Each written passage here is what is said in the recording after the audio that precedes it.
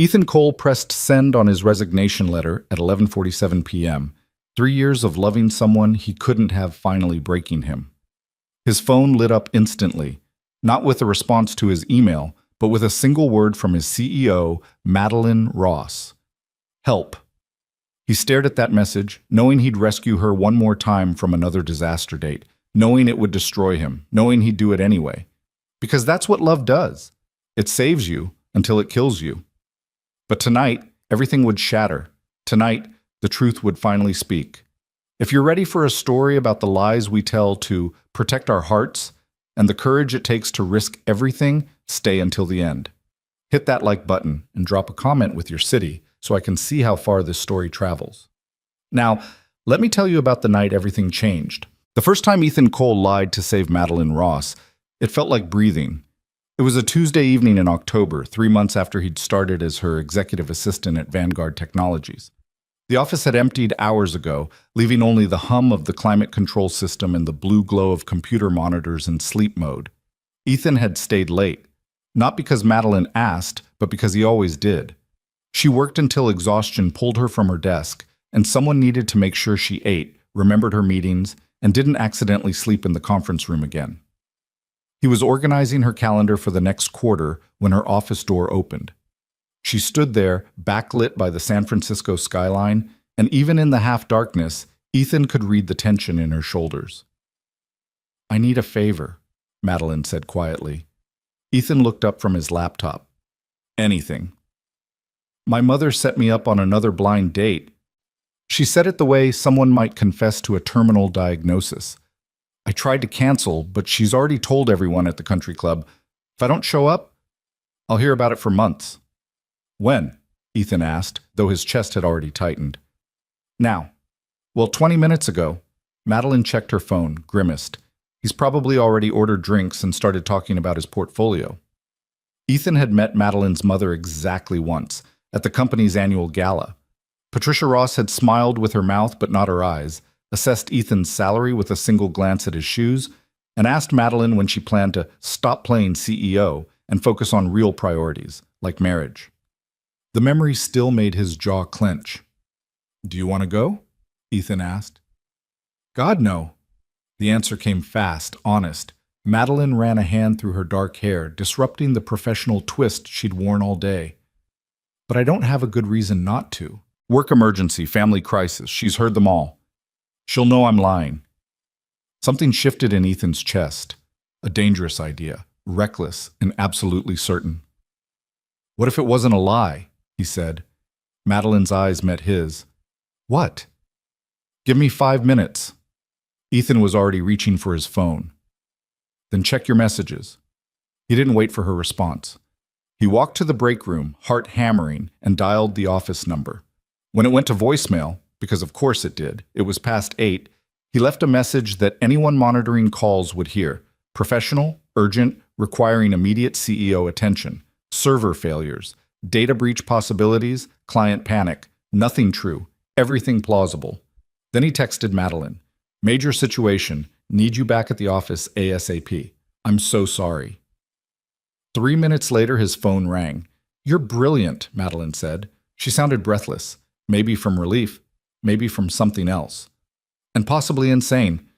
"Probably both," Ethan agreed. "I'll be here when you get back." "Ethan?" "Yeah?" A pause, weighted with something he couldn't name. "Thank you." The call ended. Ethan sat in the dark break room, surrounded by the smell of burned coffee and the soft buzz of the refrigerator, and wondered what the hell he'd just started. That first lie became a template. 3 weeks later, Madeline appeared at his desk at 7 p.m., wearing a dress he'd never seen before, emerald silk that made her dark eyes look almost black, and the same trapped expression from that October evening. "Mother's friend's nephew," she said by way of explanation. "Apparently, he's very suitable." "Server crash?" Ethan offered. "Use that one. She's getting suspicious." "Client threatening to pull their contract?" Madeline considered. "That might work, but I feel terrible asking you to—" "I'm already composing the text," Ethan interrupted, fingers moving across his phone screen. "Go. Suffer through the appetizers. I'll give you 45 minutes before the crisis hits." She stared at him for a moment, something complicated moving across her face. Why are you doing this? Because I'm in love with you, Ethan thought. Because watching you pretend to be interested in men who don't deserve you is slowly killing me. Because I'd burn this whole building down if it meant you could breathe easier. Because you hate blind dates, he said instead. And I'm very good at creative problem solving. Madeline smiled, a real one, the kind that crinkled the corners of her eyes and made Ethan's chest ache. Remind me to give you a raise. I'll add it to the list. She left. Ethan waited exactly 43 minutes, long enough for her to order, short enough to escape before entrees arrived, then sent the message. 15 minutes after that, his phone rang. He was talking about his car, Madeline said without preamble. For 20 minutes. Just describing his car, the leather seats, the engine specifications. I almost texted you myself. And now? Now I'm driving back to the office where there's definitely not an emergency, and I'm probably a terrible person. You're not terrible, Ethan said firmly. You're just not interested in men who love their cars more than conversations. Is that the bar? Not loving cars more than human interaction? It's a start. Madeline laughed, and the sound traveled through the phone directly into Ethan's chest, where it settled like a warm weight. I'll be there in 15 minutes. Will you wait? I'm always here, Ethan said, and meant it in ways she'd never understand. The pattern established itself over the following months. Madeline would appear, sometimes with warning, sometimes without, wearing the armor of social obligation and the exhaustion of performing for her mother's expectations. Ethan would craft the emergency, investor calls, system failures, PR disasters, board member complaints. Anything plausible enough to justify Madeline abandoning another perfectly suitable man who bored her to tears. But something else began happening in the spaces between the lies. After the fictional emergencies, they'd end up at Frank's Diner, a 24-hour place 3 blocks from the office, with cracked vinyl booths and coffee that tasted like it had been brewing since the Clinton administration. It wasn't the kind of place Madeline Ross, CEO of a $2 billion company, typically visited. It was exactly the kind of place she needed. Tell me something true, Madeline said one night in January, cradling her coffee cup between both hands. Sleet tapped against the windows. The diner was nearly empty. Just them, a tired waitress, and a man reading a paperback at the counter. Ethan looked up from his phone, where he'd been reviewing the next day's schedule. Something true? Everyone at the office tells me what they think I want to hear. My mother tells me what I should want. The men she sets me up with tell me about themselves until I want to scream. Madeline met his eyes. I want something real, even if it's small. Ethan considered. There were so many truths he could offer, that he thought about her constantly, that her laugh was his favorite sound, that he'd learned her coffee order by the second day and her moods by the first week, that loving her from this careful distance was both the easiest and hardest thing he'd ever done. I hate jazz, he said instead. Madeline blinked. What? Everyone acts like not enjoying jazz is a character flaw. Like if you don't appreciate improvisation and complex time signatures, you're culturally deficient. Ethan shrugged. But I've tried. I've listened to all the classics. I just don't like it. It sounds like musical arguments to me. A smile tugged at Madeline's mouth. Musical arguments? Everyone playing different songs in the same room, insisting it's genius. She laughed, the real laugh. Not the polished one she used in board meetings. That's the most honest opinion I've heard in months. Your turn, Ethan said. Something true. Madeline looked down at her coffee. Outside, the sleet had turned to snow, soft flakes catching in the diner's yellow light. When she spoke, her voice was quieter. I'm afraid I'm becoming my mother. The words hung between them. Ethan waited. She built this perfect life, Madeline continued. The right house, the right husband, the right social circle. Everything looked beautiful from the outside, and she was miserable. She traced the rim of her cup. I built this company because I wanted to create something meaningful, something mine. But lately I look at my calendar and see nothing but obligations, performances. I'm 34 years old and I can't remember the last time I did something just because I wanted to. You come here, Ethan said gently. I come here because you rescue me. No. He leaned forward, serious. I provide the excuse. You choose to leave. There's a difference. Madeline looked at him for a long moment, snow falling behind her, and Ethan saw something shift in her expression. A recognition, maybe, or a question she wasn't ready to ask. Thank you, she said finally, for the emergencies, for this, for listening. Any time, Ethan replied, and locked the truth back in his chest where it belonged. But by spring, the rescues had become routine. Ethan could predict the pattern. Madeline's mother would call, Madeline would tense, and within hours, Ethan would receive the request. He'd crafted dozens of plausible crises. He'd become fluent in the language of corporate emergency, serious enough to justify Madeline's exit, vague enough to resolve itself conveniently by morning. But something was changing. The way Madeline looked at him sometimes, like she was trying to solve an equation she didn't fully understand. The way their conversations at Frank's Diner stretched longer, deeper, touching subjects that had nothing to do with work and everything to do with who they were beneath the titles. One night in April, after rescuing her from a date with a venture capitalist who'd spent 30 minutes explaining why women weren't naturally suited for leadership positions, Madeline didn't suggest Frank's. Instead, she asked if Ethan wanted to walk. They ended up at the Embarcadero, where the bay stretched dark and vast beneath a scatter of stars. The air smelled like salt and distant rain. Madeline had changed out of her date dress into jeans and a sweater, clothes that made her look younger, softer, more herself. He actually used the phrase emotional decision-making, Madeline said, staring out at the water, as if having emotions and making decisions were mutually exclusive, as if I built a billion-dollar company by crying at spreadsheets. Some men confuse confidence with competence, Ethan said. They assume if you're not like them, you must be less than them. Do I seem emotional to you? Ethan looked at her, really looked, at the way she held herself so carefully, like something precious and breakable she was determined to protect. At the exhaustion she carried like weight on her shoulders. At the loneliness he recognized because he felt it too. You seem human, he said, which is better. Madeline turned toward him. In the lamplight, her eyes were dark and searching. How do you always know the right thing to say? I don't. Ethan's heart was beating too fast. They were standing too close. He could smell her perfume, something subtle, sophisticated, utterly her. I just tell you the truth. The truth, Madeline repeated softly. She looked back at the water. What if the truth is terrifying? Then you say it anyway, Ethan said, or you don't. Both take courage. They stood in silence, the bay lapping at the pier beneath them, the city glowing behind them. Ethan felt the moment stretching, elastic and fragile, full of words neither of them would speak. Finally, Madeline said, We should get back. But she didn't move immediately.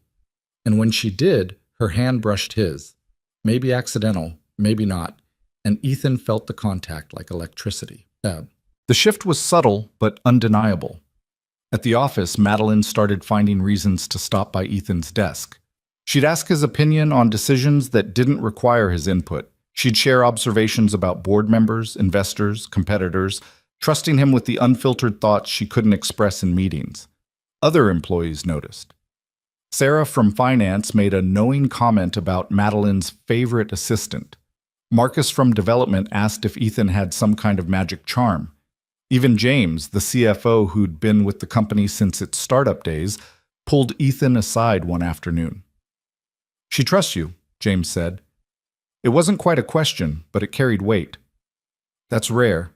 Don't take it lightly. I don't, Ethan replied. Good. James studied him with the expression of someone who'd seen too many office dynamics implode. Just remember, some lines exist for a reason. Ethan knew exactly which line James meant, the one between boss and employee, between professional and personal, between wanting and having. He was so careful with that line. He never stayed when other employees left, never suggested plans outside their post-rescue ritual, never let his feelings color his work. He was perfect, professional, and slowly dying inside. Then came the night in May that changed everything. Madeline appeared at his desk at 6 p.m. on a Saturday. Ethan had come in to catch up on work, assuming he'd be alone. But there she was, wearing casual clothes and an expression he'd never seen before, something raw and desperate. "I told her no," Madeline said. Ethan stood. "Your mother?" "She wants me to meet someone. Not a date, a potential partnership," she called it. Frederick Hawthorne. Old money, old family, old everything. Madeline's laugh was bitter. "She actually said, 'He could stabilize you, darling, give you perspective.'" "Stabilize you?" Ethan repeated, anger rising hot in his chest. "You run a company worth $2 billion. She doesn't see that as real success. To her, everything I've built is just practice, preparation for my real role as someone's wife." Madeline sat on the edge of Ethan's desk, suddenly looking exhausted. "I told her I wasn't interested. She said I was being selfish, that I was getting older, that she was only trying to help." "You're not selfish," Ethan said firmly. "You're allowed to want your own life." "Am I?" Madeline looked at him. "Because from where I'm sitting, I spend every day making decisions that affect thousands of people. And I can't even control who my mother thinks I should date." "You can," Ethan said. "You just have to be willing to disappoint her. I've been disappointing her since I chose Stanford over the family-approved college, since I started this company instead of joining the charity circuit, since I turned 30 without a ring." Madeline's voice cracked slightly. "At some point, you'd think I'd stop caring." "But you do care." Ethan moved closer, drawn by instinct and concern. "Because she's your mother. Because you're human. Because wanting her approval doesn't make you weak. It makes you honest." Madeline looked up at him, and something in her expression made Ethan's breath catch. They were too close. The office was too empty. The space between them felt charged with 3 years of careful distance finally collapsing. "What if I'm tired of being honest?" Madeline said quietly. "What if I just want to feel something other than responsible?" Ethan's heart hammered. He knew he should step back, should redirect the conversation, should remember James's warning about lines and reasons. But Madeline was looking at him like he was the only solid thing in a shifting world, and he'd never been strong enough to walk away from her need. "Then feel it," he said. "Whatever it is. I'm here." Madeline stood. They were inches apart now, close enough that Ethan could see the silver flecks in her dark eyes, could feel the warmth radiating from her skin. "Ethan," she said, his name barely a whisper. His phone rang. The sound shattered the moment like glass. Ethan fumbled for the device, saw Patricia Ross's name on the screen, and understood immediately. This wasn't coincidence. Madeline's mother was checking, controlling, interfering. Madeline saw the name too. Something in her face hardened. "Don't answer it." "She might—" "I don't care." Madeline took the phone from his hand and silenced it. "I'm so tired of caring what she thinks, what anyone thinks." She was still holding his phone. They were still too close. The moment stretched, taut and trembling. Then Madeline's phone buzzed, and again and again. She pulled it out, glanced at the screen, and her expression shifted from frustrated to resigned. "She's not going to stop. She'll call the office line, my emergency number, probably send someone to check on me." "Then let's give her a reason you can't answer," Ethan said. Madeline looked at him. "Another emergency?" "The biggest one yet." Ethan's mind was already working. Complete system failure, every server down, all hands on deck. You can't possibly attend dinner with Frederick Hawthorne when the entire company's infrastructure is collapsing. A smile tugged at Madeline's mouth, tired but genuine. "You're really good at this." "I've had practice." Madeline handed him back his phone.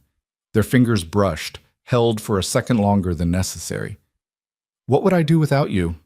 The question felt heavier than she probably intended. Ethan forced a smile. "Suffer through a lot more bad dates." "Probably," she agreed. Then softer. "Thank you for all of it." She left before Ethan could respond. He stood alone in the empty office, holding his phone, feeling the ghost of her warmth in the space she'd occupied. Then he got to work crafting the most elaborate fictional crisis of his career. Because that's what he did. He built lies that felt like truth, created emergencies that gave her freedom, and fell deeper in love with someone he could never have. That night, for the first time, Ethan wondered if the lies were protecting her or destroying him. Quote, The summer passed in a haze of manufactured crises and late-night conversations. Madeline's mother intensified her efforts, introducing potential suitors at charity events, family gatherings, even board meetings. Each time, Madeline would find Ethan's eyes across a room, and he'd know. Another rescue required. But the dynamic was shifting. The boundaries were blurring. They spent more time together than apart. Their conversations grew more intimate, touching subjects that had nothing to do with work, childhood memories, secret fears, dreams they'd buried beneath professional obligations. One August evening at Frank's Diner, after rescuing Madeline from a date with an heir to a shipping fortune, she asked the question Ethan had been dreading. "Why don't you date?" He looked up from his coffee. "What?" "I've known you for 3 years. I've never seen you with anyone. Never heard you mention a relationship. You're attractive, intelligent, kind." Madeline paused. "Why are you always available to rescue me on Saturday nights?" Ethan's throat tightened. This was dangerous territory. "I date," he said, the lie tasting bitter. "Just nothing serious." "Why not?" "Because I'm in love with you," he thought. "Because no one else exists when you're in the room. Because I've spent 3 years learning the exact way you take your coffee and the expression you make when you're suppressing a yawn and the sound of your laugh when something genuinely surprises you, and I can't imagine wanting to learn anyone else." "Haven't found the right person," he said instead. Madeline studied him with an intensity that made Ethan feel transparent. "What would the right person be like?" "Smart," Ethan said carefully. "Driven. Someone who's built something meaningful with their life. Someone who laughs at stupid jokes and gets passionate about things that matter. Someone who's kind even when it costs them something." "That sounds like a very specific person. I have specific taste." "And this person?" Madeline's voice was soft now, almost vulnerable. "Does she know how you feel?" Ethan's heart stopped. The question hung between them, loaded with implications he couldn't afford to explore. Outside, San Francisco was alive with Saturday night energy. People heading to bars, restaurants, lives full of simple possibilities that felt impossibly distant from this booth.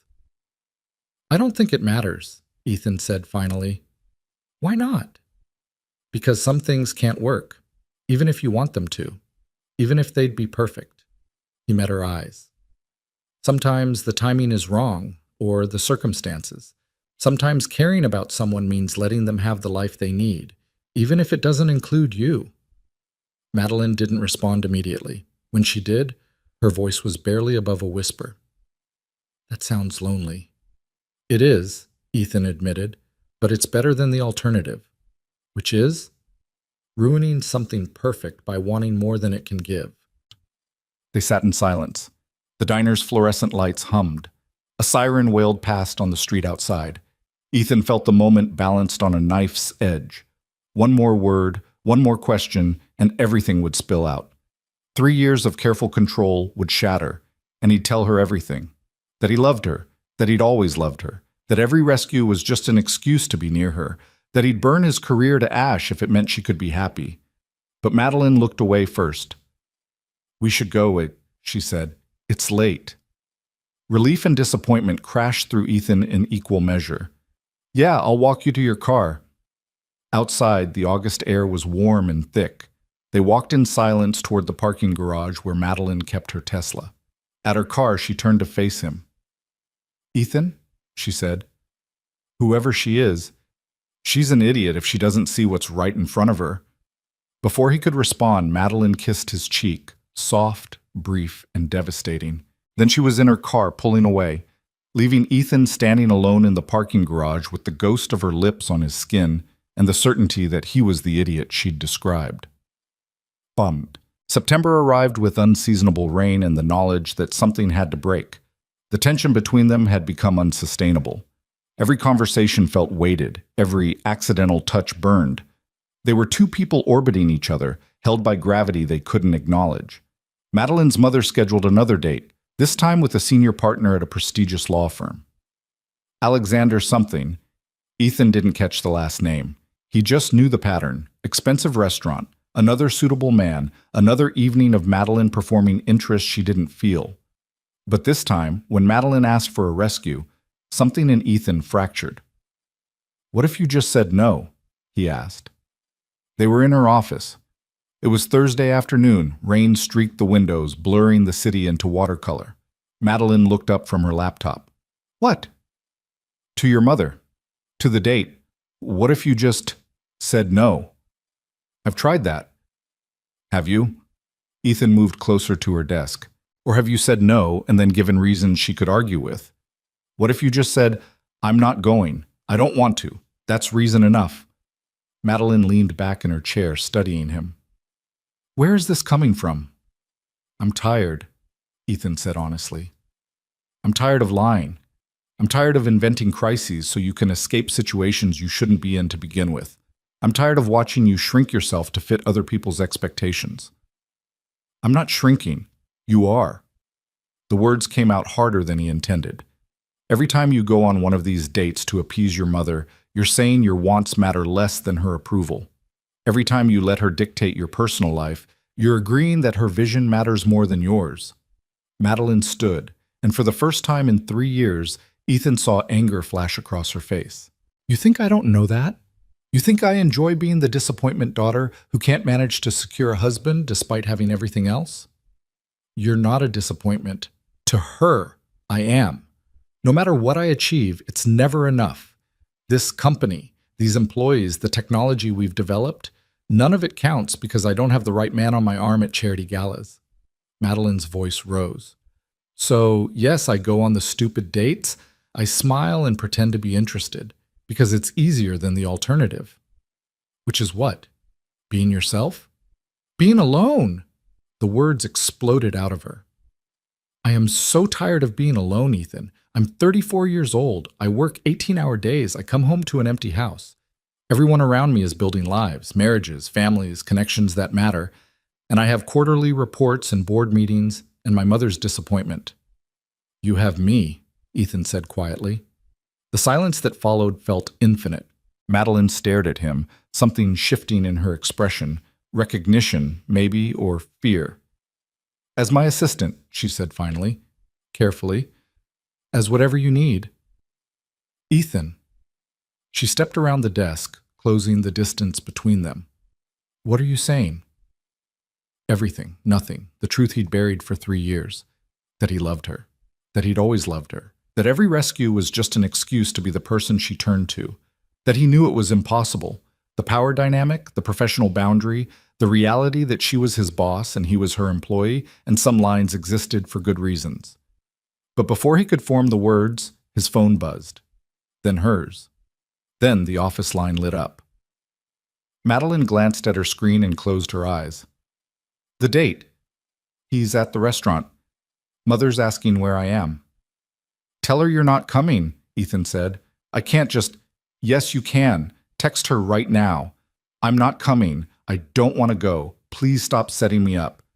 Ethan pulled out his phone. I'll do it with you. We'll both send the messages, right now. Madeline looked at him, and in her eyes he saw 3 years of rescues and conversations and moments that meant everything and nothing. He saw her fear and her hope and her exhaustion.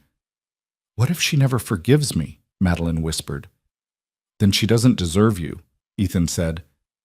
But you deserve to stop living for her approval. For a long moment they stood there, Madeline with her phone in her hand, Ethan with his, the rain still falling outside, the office silent around them. Then Madeline started typing. Ethan watched her thumb move across the screen, watched her take a breath, steady herself, and hit send. Then she looked up at him, and her expression was equal parts terror and relief. I did it, she said. You did it. Madeline's phone rang immediately. Patricia Ross's name flashed on the screen. Madeline stared at it, then deliberately declined the call. Oh, God, she said, but she was smiling. She's going to kill me. Probably, Ethan agreed, but you'll survive. Will I? You built $1 billion company. You can handle your mother. Madeline laughed, a wild, slightly hysterical sound. Then she looked at Ethan, really looked at him, and something in the air between them changed, became electric, dangerous. Ethan, she said, when you said, I have you, what did you mean? This was it, the moment, the precipice. Ethan could step back, deflect, return them to the safe professional distance they'd maintained, or he could jump. "I meant," he began. His phone rang. Not a text, a call. From his car insurance company. Ethan stared at the screen, confusion cutting through the moment. "I'm sorry, I need to—" "Answer it," Madeline said. "It's fine." But it wasn't fine. Because the person on the other end told him his car had been in an accident, a hit and run in the parking garage, significant damage, undrivable. Ethan would need to file a report, arrange a tow, deal with repairs. "When did this happen?" Ethan asked, his mind racing. Security footage shows approximately 45 minutes ago. When he and Madeline had been in her office, when he'd been so close to finally telling her the truth, when everything had been balanced on the edge of transformation. Ethan ended the call, looked at Madeline, saw his reflection in her eyes, always present, always reliable, always there. Except tomorrow. When she had another date. When her mother would push harder, angry about today's defiance. When Madeline would need rescue again, and Ethan's car would be in the shop, and for the first time in 3 years, he wouldn't be able to save her. "Car trouble?" Madeline asked. "Someone hit it in the garage. It's bad." Understanding dawned in her expression. Tomorrow was Saturday. The date was still scheduled. Patricia Ross had already texted Madeline 3 times, insisting, demanding, guilting. "I'll figure something out," Madeline said. "You've done enough." But they both knew she wouldn't. She'd go to the date because saying no once was hard enough. She'd suffer through another evening of performing interest she didn't feel. And Ethan wouldn't be there to rescue her because his car was totaled and the universe apparently had a sick sense of timing. "I should go deal with this," Ethan said, gesturing vaguely toward the window, the garage, the wreckage below. "Yeah." Madeline's voice was small. "I should probably prepare for whatever Mother's planning next." They stood there, the moment from before irretrievably lost. All the words Ethan had almost said felt impossible now. The rain kept falling, the city kept moving, and the distance between them, briefly closed, stretched back to its careful professional width. "See you Monday?" Madeline asked. "Monday," Ethan confirmed. He left her office, took the elevator down to the parking garage, and stared at his car, side mirror destroyed, door dented, definitely not drivable. He pulled out his phone, started making the necessary calls, and felt the weight of 3 years of almost pressing down on his chest. Tomorrow, Madeline would go on her date. Tomorrow, he wouldn't be there to save her. Tomorrow, everything would change.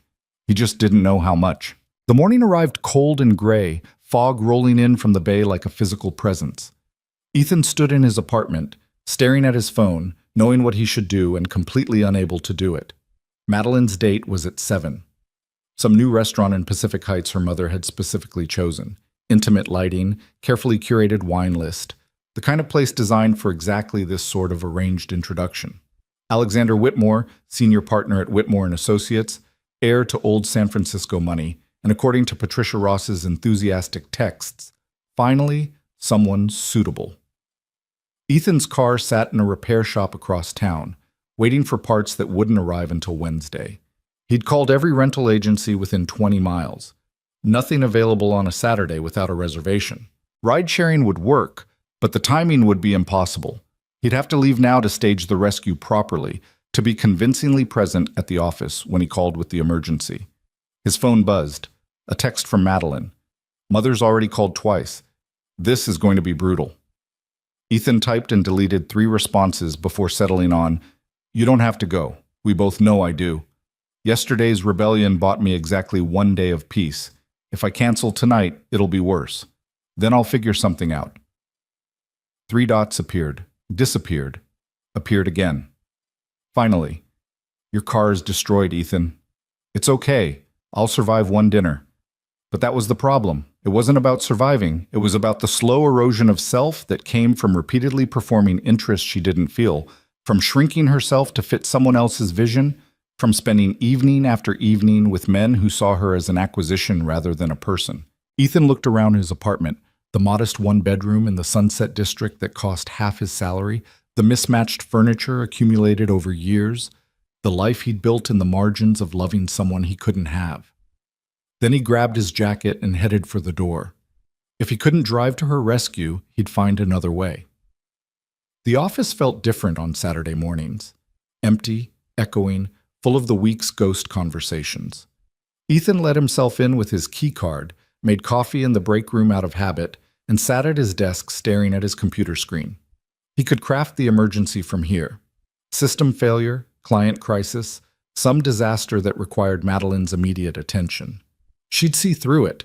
After 3 years, she always knew when he was lying for her benefit, but she'd use the excuse anyway. Patricia Ross would be furious. Alexander Whitmore would be insulted, and Monday morning would bring consequences Ethan couldn't predict. But Madeline would be free. For one more night, she'd be free. Ethan was composing the text when his phone rang. Unknown number. Hello? Ethan Cole, a woman's voice, crisp and professional. Speaking. This is Patricia Ross. Ethan's blood went cold.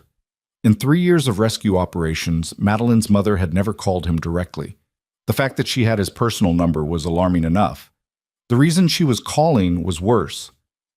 Mrs. Ross, he said carefully, how can I help you? You can stop interfering with my daughter's life. No preamble, no politeness, just direct accusation. I don't know what game you're playing, but it ends today. I'm not sure what you mean.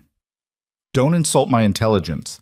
Every time Madeline has a date, every single time, there's suddenly a work emergency, server crashes, client disasters, problems that somehow only she can solve. Patricia's voice was sharp as glass. And every time, you're the one who calls her away. Ethan said nothing. His mind raced through responses, denials, deflections. I had it check the company logs, Patricia continued. Funny thing, none of these emergencies actually happened. No server issues, no client crises, just convenient lies that my daughter used to escape perfectly appropriate social engagements. With respect, Mrs. Ross, what Madeline does with her personal time is being manipulated by an assistant who's clearly infatuated with her. The words hit like a physical blow. Did you think I wouldn't notice? The way you look at her, the way you've positioned yourself as her rescuer, her confidant, her emotional support. I support her because that's my job. Your job is to manage her calendar and handle correspondence. Your job is not to sabotage her relationships or feed her delusions that she can avoid adult responsibilities indefinitely. Ethan felt anger rising, hot and defensive. Adult responsibilities? You mean arranged dates with men who bore her? Men who don't know her, don't understand her, and see her as a trophy to acquire? I see I've hit a nerve. Patricia's tone shifted, became almost amused. You're in love with her. That's not... Please. I've been navigating social dynamics since before you were born. I know infatuation when I see it. A pause. And I know it's pathetic. The word landed like a slap. Ethan gripped his phone, forcing his voice to stay level. Is there a point to this call? The point is that tonight, Madeline will attend dinner with Alexander Whitmore without interruption. No fake emergencies, no dramatic rescues. You will not contact her. You will not manufacture crises, and you will not interfere. Patricia's voice hardened. If you do, I will make it my personal mission to ensure you never work in this industry again. I have connections throughout San Francisco. One word from me, and you'll be unemployable. You can't... I absolutely can. So here's what's going to happen. Madeline will go on this date. She'll give Alexander a genuine chance. And you will stay home and reconsider your very inappropriate attachment to your employer. The line went dead. Ethan sat in the silent office, phone still pressed to his ear, Patricia Ross's words echoing in his head. Pathetic, infatuated, inappropriate, each one true in ways that made his chest ache. He looked at his computer screen, at the fabricated emergency he'd been preparing. The lie that would save Madeline from one more terrible evening but confirm everything her mother suspected. The rescue that would prove he was exactly what Patricia had called him, an assistant in love with his boss, unable to maintain professional boundaries, willing to sabotage her life for his own emotional satisfaction. Except it wasn't sabotage. It was protection. It was giving Madeline the choice her mother refused to allow. It was... His phone buzzed. Madeline. Are you at the office? Ethan stared at the message. He could lie, say he was home. He could tell the truth and watch her hope deflate. He could ignore it entirely and let the silence speak for itself. Yeah, he typed. Working on some things? On a Saturday morning? You're insane. Says the woman who works until midnight most weeknights. Fair point. A pause, then, thank you for yesterday, for telling me to say no, even though it lasted approximately 12 hours before she started in again. Ethan's fingers hovered over the keyboard. He could tell her about Patricia's call, the threats, the way her mother had dissected his feelings with surgical precision. He could warn her that tonight's date came with consequences far beyond one uncomfortable dinner. Instead, he wrote, "You deserve to say no. You still do. But I won't, because that's who I am, apparently. The daughter who caves. You're not caving. You're choosing your battles. That's a generous interpretation. It's the true one." Another pause, longer this time. Then, "I wish you could be there tonight. Not to rescue me, just to be there. Does that make sense?" Ethan closed his eyes. It made perfect sense. It made heartbreaking, impossible, devastating sense. "It makes sense," he replied. "I should go. Mother's calling. Again. I'll see you Monday?" "Monday," Ethan confirmed and set his phone down on his desk. He sat there for a long time, surrounded by the empty office, the unfinished emergency still glowing on his screen. Patricia Ross had made the situation clear.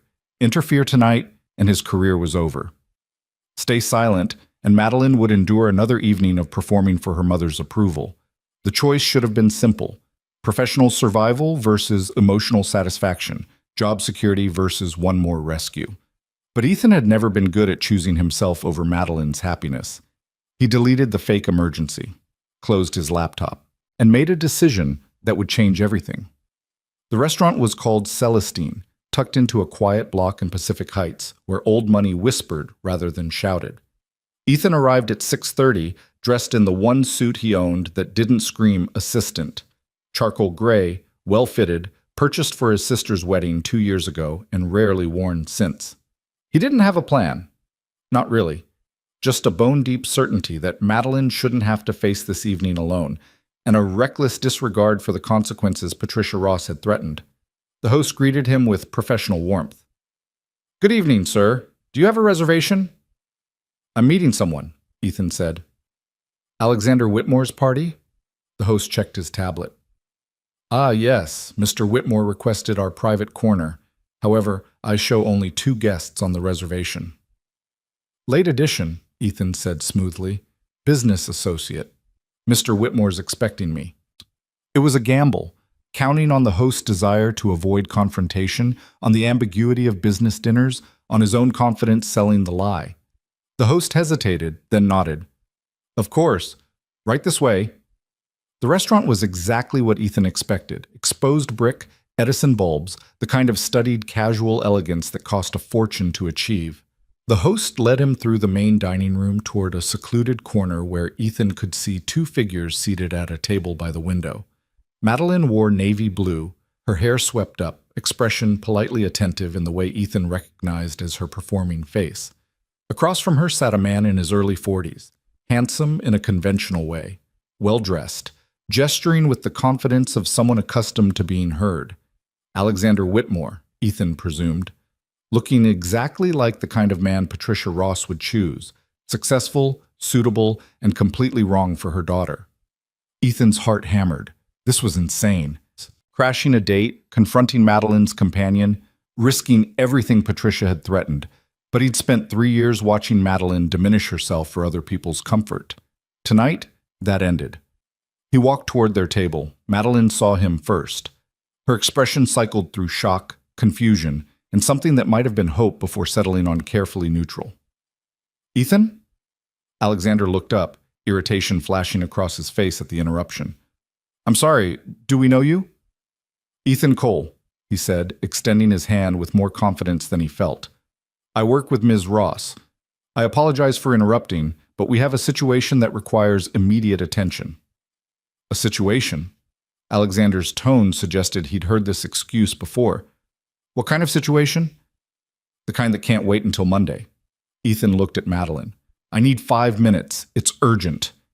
Madeline stared at him. In her eyes, he saw the question. "What are you doing?" And beneath it, the answer she'd already guessed. Rescuing you. One more time. I'm in the middle of dinner, she said slowly. I understand, but this genuinely can't wait. Ms. Ross, Alexander interjected, his voice hardening, if your company has such poor boundaries that employees feel entitled to interrupt your personal time, perhaps you need to establish better management structures. The condescension in his tone made Ethan's jaw clench, but before he could respond, Madeline stood. Excuse me, Alexander. I'll be just a moment. She walked past Ethan toward the restaurant's entrance, moving with the rigid control of someone barely containing fury. Ethan followed, acutely aware of Alexander's glare burning into his back. Outside, the evening air was cool, fog rolling between buildings. Madeline turned on him the moment the door closed. What the hell are you doing here? Rescuing you. I didn't ask to be rescued. Her voice was sharp, but underneath Ethan heard something else. Fear, maybe, or desperation. You don't have a car. You're not supposed to be here. How did you even... I took a rideshare. I walked the last 6 blocks. I lied to the host. Ethan stepped closer. And before you ask why, I'll tell you. Because you shouldn't have to do this alone. It's one dinner, Ethan. It's not, though. It's death by 1,000 cuts. It's every time you smile at someone who bores you, every time you pretend to be interested in conversations that make you want to scream, every time you shrink yourself to fit into the shape your mother wants. He was talking too fast, saying too much, but 3 years of restraint had finally snapped.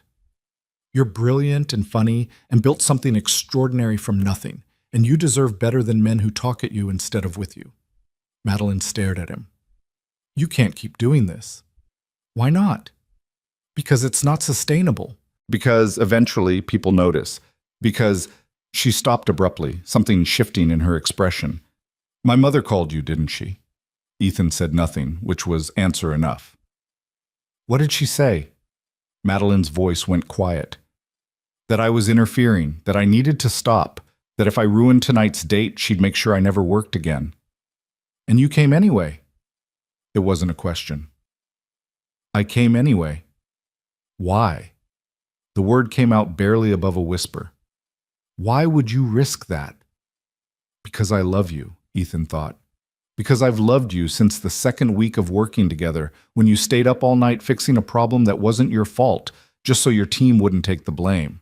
Because your happiness matters more to me than my career, my reputation, or my own self-preservation. Because you called me insane for working on a Saturday, he said instead, and then planned to spend your evening with someone who thinks women need better management structures. Madeline's laugh was sharp and sudden. He really said that. He really did. He also spent the first 20 minutes explaining how impressive his client list is. Apparently representing Fortune 500 companies makes him very important. She looked back toward the restaurant. I was already planning my escape route when you walked in. Then let me give you one. Ethan, one more rescue. That's all I'm asking. Let me save you from this terrible dinner, and then we can have a serious conversation about boundaries and professional conduct and whatever else needs to be addressed. He held out his hand. Please. Madeline looked at his outstretched hand for a long moment. Behind her, through the restaurant's window, Ethan could see Alexander checking his watch with visible impatience. If I walk away right now, Madeline said slowly, Mother will be furious. She'll call it disrespectful, immature, unprofessional. She'll probably threaten to pull her investment from the company. Can she do that? She owns 3%. It would be more symbolic than financially damaging, but yes. And if you stay, I'll spend 2 hours pretending to be fascinated by legal precedents and Alexander's golf handicap. I'll go home feeling hollow, and Monday morning I'll wake up and do it all over again because that's what's expected. Madeline met his eyes. That's my life, Ethan. This is what I signed up for when I took Mother's money to start the company. Her investment came with strings attached. Then cut the strings. It's not that simple. It's exactly that simple. You're 34 years old and running a billion-dollar company. You don't need her approval or her investment or her permission to live your life. Ethan was aware he was pushing too hard, crossing too many lines, but he'd come this far. What you need is to stop letting her fear dictate your choices. Her fear? She's terrified you'll end up alone, so she controls who you date, who you meet, who gets access to you. Because if she chooses, if she manages every interaction, she can ensure you don't make the mistakes she thinks she made. Ethan softened his voice. But you're not her, and her fear isn't your responsibility. Madeline's eyes were bright, maybe with tears, maybe with anger. You don't know anything about my relationship with my mother. I know you delete her calls before answering. I know you tense up every time she texts. I know you spend more time dreading her judgment than enjoying her company. He paused. And I know she called me pathetic today for caring about you. The words hung between them. Madeline's expression shifted, shock, then fury. She said what? That I was pathetic, infatuated, inappropriate. Ethan shrugged, trying for casual and landing somewhere near broken. She's not wrong. Ethan, it's fine. She saw through me. I'm not exactly subtle. You're subtle enough that Madeline stopped, seemed to recalibrate. What exactly did she say? That I was in love with you, that I was sabotaging your relationships, that I needed to stay away from tonight's date or she'd destroy my career. And you came anyway, Madeline repeated. I came anyway. You absolute idiot. But she was smiling now, tentative and real. You're going to lose everything because of me. I lost everything 3 years ago when I fell in love with my boss, Ethan said. Everything since has just been details. The confession settled between them like snow, soft, inevitable, transforming the landscape completely. Madeline stared at him, and Ethan watched her process the words, absorb their meaning, understand what he'd finally admitted. 3 years? She asked finally. Give or take, the exact moment's a little blurry. And you never said anything. You're my boss, there's a power dynamic. It would have been inappropriate. Ethan laughed, the sound bitter. Your mother was right about that part. Stop. Madeline stepped closer, eliminating the distance between them. Stop letting her voice matter more than yours. Stop deciding what I can and can't handle. I wasn't. You were. You've been protecting me from your feelings for 3 years while orchestrating elaborate rescues from bad dates. You've been loving me from a distance because you decided it was inappropriate, without ever asking what I wanted. Ethan's heart was hammering so hard he could barely hear over it. What do you want? I want you to stop apologizing for caring. I want you to stop treating me like I'm made of glass. Madeline's voice dropped lower. And I want you to understand that I've been in love with you for at least 2 of those 3 years. The world stopped. Ethan stared at her, certain he'd misheard, certain this was some stress-induced hallucination. What? I'm in love with you. Madeline said it clearly, deliberately. I have been for a long time. I just didn't think... She stopped, steadied herself. You're my employee. I'm your boss. I convinced myself it was impossible, that even if you felt something, acting on it would be wrong. That's what I thought. We're both idiots then. Apparently. They stood there on the sidewalk outside Celestine, fog curling around them, the city moving past in blurs of light and sound. Inside the restaurant, Alexander Whitmore was probably checking his watch again, growing more irritated by the second. Patricia Ross was probably already composing her furious phone call. Monday morning would bring consequences neither of them could fully predict. But right now, in this moment, none of that mattered. So what do we do? Ethan asked. I don't know. Madeline's laugh was shaky. This is where you usually have a plan. Some elaborate emergency that explains everything. I'm out of emergencies. All I have is the truth, which is that I love you, that I've loved you for 3 years, that I will probably keep loving you even if it costs me everything. Ethan reached for her hand, tentative, testing. And that I'm done lying about it. Madeline's fingers closed around his. Her hand was warm, solid, real. I need to go back in there, she said. I need to end this properly. To tell Alexander I'm not interested and face whatever conversation needs to happen. Okay? And then I need to call my mother and have the fight we've been avoiding for a decade. I can wait. No. Madeline squeezed his hand. Come with me. Not as my assistant, not as my rescuer, just as someone who loves me and refuses to let me face this alone. Your mother will murder us both. Probably, Madeline smiled, but at least we'll die honest. They walked back into Celestine together, hand in hand, and Ethan felt the weight of 3 years of pretending finally lift from his chest. Alexander saw them approaching and stood, his expression darkening. Everything resolved? He asked coldly. Actually, yes. Madeline's voice was steady. Alexander, I apologize for the interruption and for wasting your evening, but I need to be honest with you. I'm not interested in pursuing this relationship. Because of him? Alexander gestured toward Ethan with visible disgust. Because I'm already in a relationship with him. The lie, or maybe the truth, Ethan wasn't sure anymore, hung in the air. Alexander's face flushed red. Does your mother know about this? She's about to. Madeline released Ethan's hand and pulled out her phone. If you'll excuse us. She walked away before Alexander could respond. Ethan followed, leaving the lawyer standing alone at the table with 2 untouched wine glasses and the wreckage of Patricia Ross's latest matchmaking attempt. Outside again, Madeline was already dialing. She put the phone on speaker. Patricia answered on the second ring. Darling, how's dinner? Alexander texted that there was some confusion. There's no confusion, Mother. I'm leaving. A pause. Leaving? But you haven't even ordered entrees. I'm leaving because I'm not interested in Alexander. I'm not interested in any of the men you've set me up with. And I'm not going to keep pretending otherwise to make you comfortable. Madeline, Patricia's voice hardened.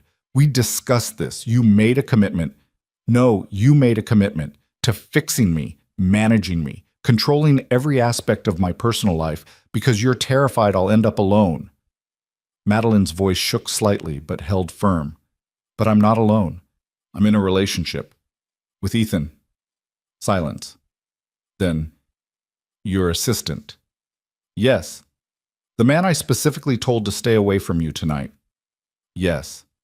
The man who's been sabotaging every relationship I've tried to facilitate for 3 years. He hasn't been sabotaging anything. He's been giving me the choice you refuse to allow, the choice to walk away from situations that make me miserable. And you think this is better? Patricia's laugh was sharp. Throwing away your reputation, your social standing, your prospects for an assistant? I think, Madeline said carefully, that I'd rather be happy with someone inappropriate than miserable with someone suitable. You're making a mistake. Probably. But it's my mistake to make. Another pause, longer this time. When Patricia spoke again, her voice had shifted. Not softer exactly, but more honest. I'm only trying to protect you. I know. But I don't need protection. I need space to make my own choices, even the wrong ones. And if this ends badly, then it ends badly, and I'll survive because I've survived everything else. Madeline looked at Ethan. But I don't think it will. Patricia was quiet for so long Ethan thought she'd hung up. Then, bring him to brunch next Sunday. I want to meet him properly. Madeline blinked. What? If you're serious about this, I want to understand why. And if he's serious about you, he can face me over Eggs Benedict. Mother, next Sunday, 11 o'clock, the club. Patricia's tone brooked no argument. Don't be late. The line went dead. Madeline stared at her phone. Did that just happen? I think your mother just invited me to brunch, Ethan said slowly. She's going to destroy you. Probably. He pulled her close, feeling her warmth against him, solid and real, and finally impossibly his. But I've gotten pretty good at impossible situations. Madeline laughed against his chest. 3 years of practice. 3 years of loving you. Ethan pulled back enough to see her face. So what happens now? Now we figure out how to do this properly. The company needs to know. HR needs documentation. We need to address the power dynamic. She stopped at his expression. What? You're already planning. Making lists. Preparing for Monday. That's what I do. I know. Ethan kissed her forehead. But maybe tonight, we could just be 2 people who finally admitted they're in love. The logistics can wait until Monday. Madeline considered, then nodded. Frank's Diner? Where else? They walked through the foggy streets toward the diner that had been their refuge for 3 years, and Ethan felt something shift in his chest. Relief, maybe. Or freedom. The weight of secrets finally lifted, replaced by the lighter, more dangerous weight of hope. At Frank's, the same tired waitress greeted them with recognition. They slid into their usual booth, the one by the window where they'd spent dozens of late nights talking about everything except what mattered most. "So," Madeline said once they'd ordered coffee. 3 years, give or take. "When did you know?" Ethan thought back. "There was this day, maybe 2 months after I started. You were fighting with the board about expansion funding. Everyone said it was too risky, too fast. But you had this vision, this absolute certainty about where the company needed to go." He smiled at the memory. "Afterward, you came to my desk and said, 'Did I just make the biggest mistake of my career?' And I said, 'Probably, but it's going to be brilliant.'" "I remember that." Madeline's voice was soft. "You laughed, this real, genuine laugh, not the professional one you use in meetings. And I thought I could listen to that sound for the rest of my life." Ethan shrugged. "That's when I knew." "That's earlier than I thought." "When did you know?" Madeline was quiet for a moment, tracing the rim of her coffee cup. "The night we came here after my father's funeral. Remember?" Ethan nodded. It had been 18 months ago. Madeline's father had died suddenly, heart attack at 63, and she'd insisted on working through her grief until Ethan physically removed her laptop and drove her to Frank's at midnight. "I was trying so hard to hold it together," Madeline continued. "Everyone at the funeral kept telling me how strong I was, how proud my father would be. And I just wanted to scream that I wasn't strong, I was broken, and being proud wasn't going to bring him back." She looked up. "But then we were here, and you didn't say anything. You just sat with me while I cried into terrible coffee. And when I finally stopped, you said, 'That grief isn't weakness,'" Ethan finished quietly. "That loving someone enough to break when they're gone is the most human thing we do. You stayed with me until 4 in the morning. You drove me home. You made sure I ate breakfast before you left." Madeline's eyes were bright. "And I remember thinking, this is what love looks like. Not flowers or grand gestures, just someone willing to sit in your pain without trying to fix it." "I wanted to fix it," Ethan admitted. "I just knew I couldn't. That's why it mattered." They sat in silence, the diner humming around them. Outside, San Francisco sparkled through the fog, millions of lives intersecting, diverging, finding each other in the vast complexity of existence. Somewhere in the city, Alexander Whitmore was probably calling Patricia Ross with outrage. Patricia was probably already planning her assault on Ethan's character. Monday morning would bring HR meetings, difficult conversations, and consequences neither of them could fully predict. But tonight, they had this: honesty, coffee, and the terrifying freedom of finally telling the truth. "I'm scared," Madeline said suddenly. "Of what?" "That this will ruin everything. The company, our working relationship, what we already have." She met his eyes. "We've built something important together, professionally, I mean. What if adding romance destroys it?" "What if it doesn't?" Ethan countered. "What if we're better together than apart?" "That's optimistic." "I've spent 3 years loving you from a distance. I'm feeling optimistic." Madeline laughed, but it faded quickly. "I'm serious, Ethan. There are real complications. The power dynamic, company policy, what people will think, so we'll address them. I'll transfer departments or report to someone else. We'll be transparent with HR. We'll navigate it together." He reached across the table, took her hand. "But we'll do it as partners, not as boss and assistant, not as CEO and employee, as equals." "Is that possible?" "I don't know, but I'd like to try." Madeline squeezed his hand. "Monday's going to be a disaster." "Probably." "My mother is going to make your life hell." "Almost certainly." "And half the office is going to gossip about us for months." "Definitely." "But you still want to do this?" Ethan looked at her, really looked. At the woman who'd built an empire while battling her mother's expectations. At the CEO who stayed late to make sure her employees felt valued. At the person who laughed at his terrible jokes and cried during sad movies and spent 3 years hiding her feelings because she thought love was inappropriate. "I want to do this," he said firmly. Not despite the complications, because of you, because loving you is worth every difficult conversation, every HR meeting, every brunch with your terrifying mother. She is terrifying. Absolutely. But you'll still come to brunch? I'll be there. Ethan smiled. Someone needs to rescue you from the Eggs Benedict. Madeline laughed, and the sound filled the diner, familiar and new all at once.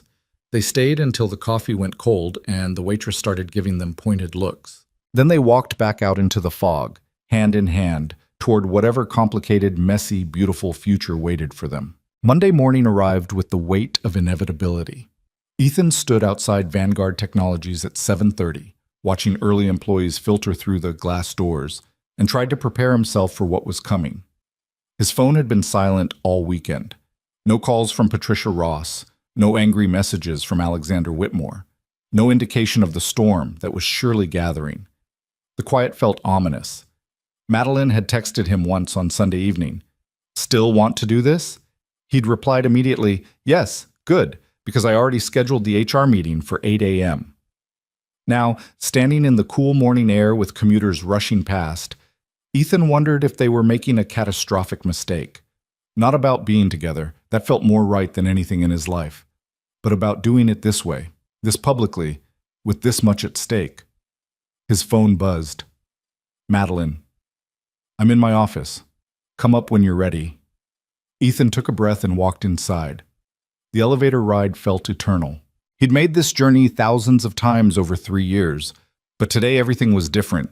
Today he wasn't Madeline's assistant coming to review her schedule. He was the man who loved her, who'd crashed her date, who was about to upend both their professional lives. When he reached her floor, he found Madeline standing by the windows, backlit by the San Francisco skyline. She wore charcoal gray, professional armor, but when she turned and saw him, her expression softened into something vulnerable and real. You came, she said. Did you think I wouldn't? Part of me wondered if you'd wake up Sunday morning and realize this was insane.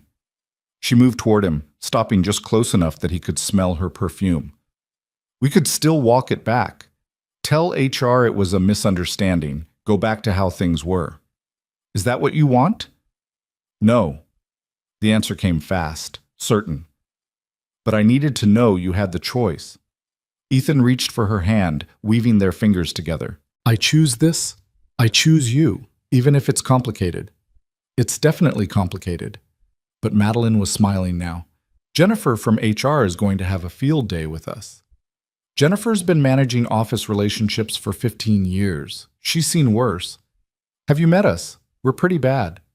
Fair point.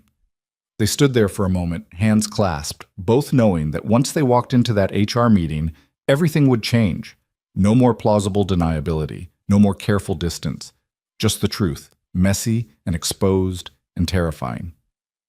Together? Madeline asked. Together, Ethan confirmed.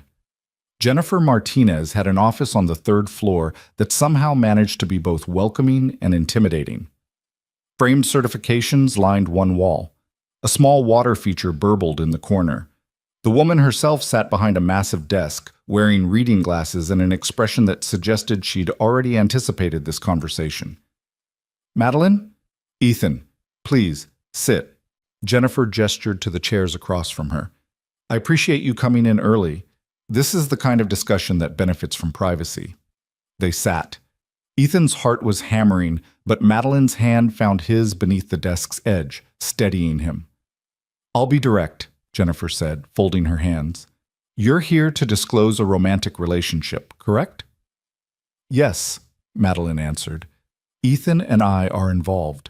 As of Saturday night, officially. Though feelings have existed longer than that. How much longer? Madeline glanced at Ethan. He squeezed her hand and spoke. On my end, approximately 3 years. I've never acted on those feelings until now. Everything prior was professional. And on your end, Madeline? 2 years, give or take. Same situation, nothing acted upon until we both acknowledged our feelings this weekend. Jennifer made notes on her tablet. Ethan, you're currently Madeline's direct report, executive assistant, correct? Correct. That creates an inherent power imbalance. Company policy requires that romantic relationships between supervisors and direct reports be disclosed immediately and addressed through departmental transfer or reporting structure changes. Jennifer looked up. Were you aware of this policy? I was, Ethan said. That's part of why I never said anything. The professional boundary felt necessary. Until Saturday, Jennifer observed. Until Saturday, Ethan agreed. When I realized that maintaining professional boundaries was costing us both something more important than career advancement. Which was? Honesty, connection, the possibility of building something real together. Jennifer studied him for a long moment, then turned to Madeline. As CEO, you understand that this puts the company in a difficult position. There will be questions about favoritism, about whether this relationship influenced business decisions, about the optics of a female executive dating her male subordinate. I understand, Madeline said quietly. And I'm prepared to address those questions transparently. Ethan has never received preferential treatment. Every raise, every bonus, every assignment has been based on merit and documented appropriately. I've reviewed his file already, Jennifer said. His performance reviews are exemplary, no red flags that suggest favoritism. She paused. Though I'm curious about the pattern of weekend emergencies over the past year. Ethan felt his stomach drop.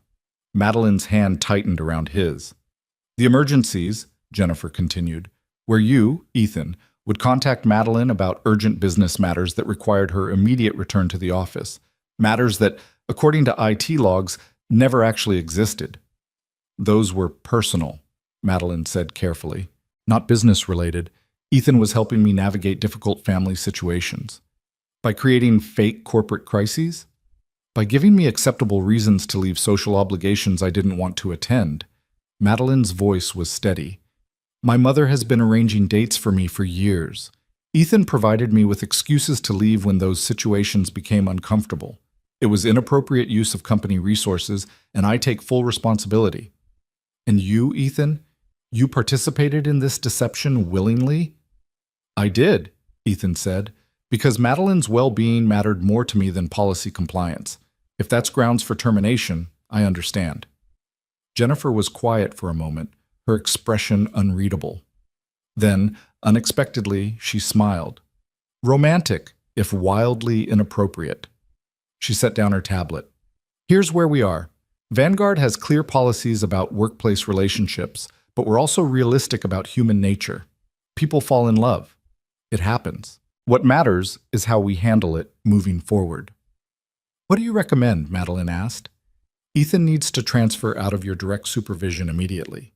We have several departments that could use someone with his skills, operations, business development, even special projects reporting directly to the board. Jennifer looked at Ethan. Any preferences? Whatever makes sense for the company, Ethan said. I don't want to cause disruption. Too late for that, Jennifer said dryly. The disruption already exists, now we manage it. She turned back to Madeline. You'll need to be prepared for gossip. Some employees will be supportive.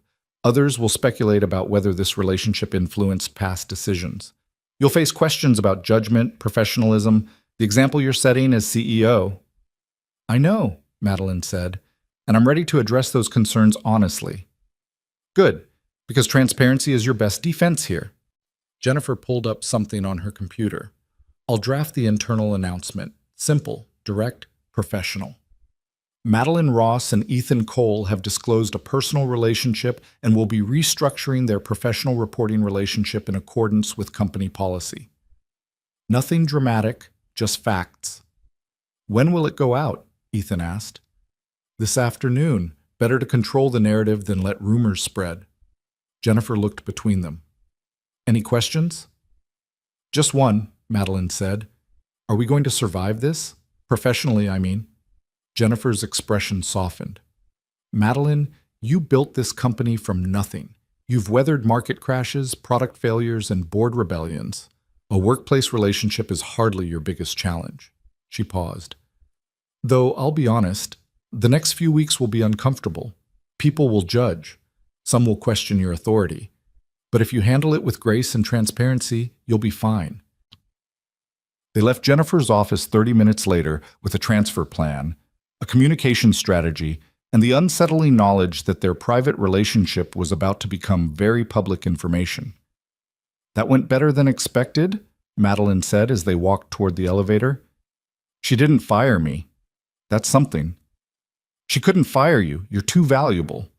Madeline hit the elevator button. "Though the fake emergencies thing was awkward. I thought she was going to murder us when she mentioned the IT logs. Me too." The elevator doors opened. They stepped inside alone for the moment. "So, operations, business development, or special projects? What do you think?" "I think," Madeline said slowly, "that special projects would let you work on interesting challenges without direct supervision.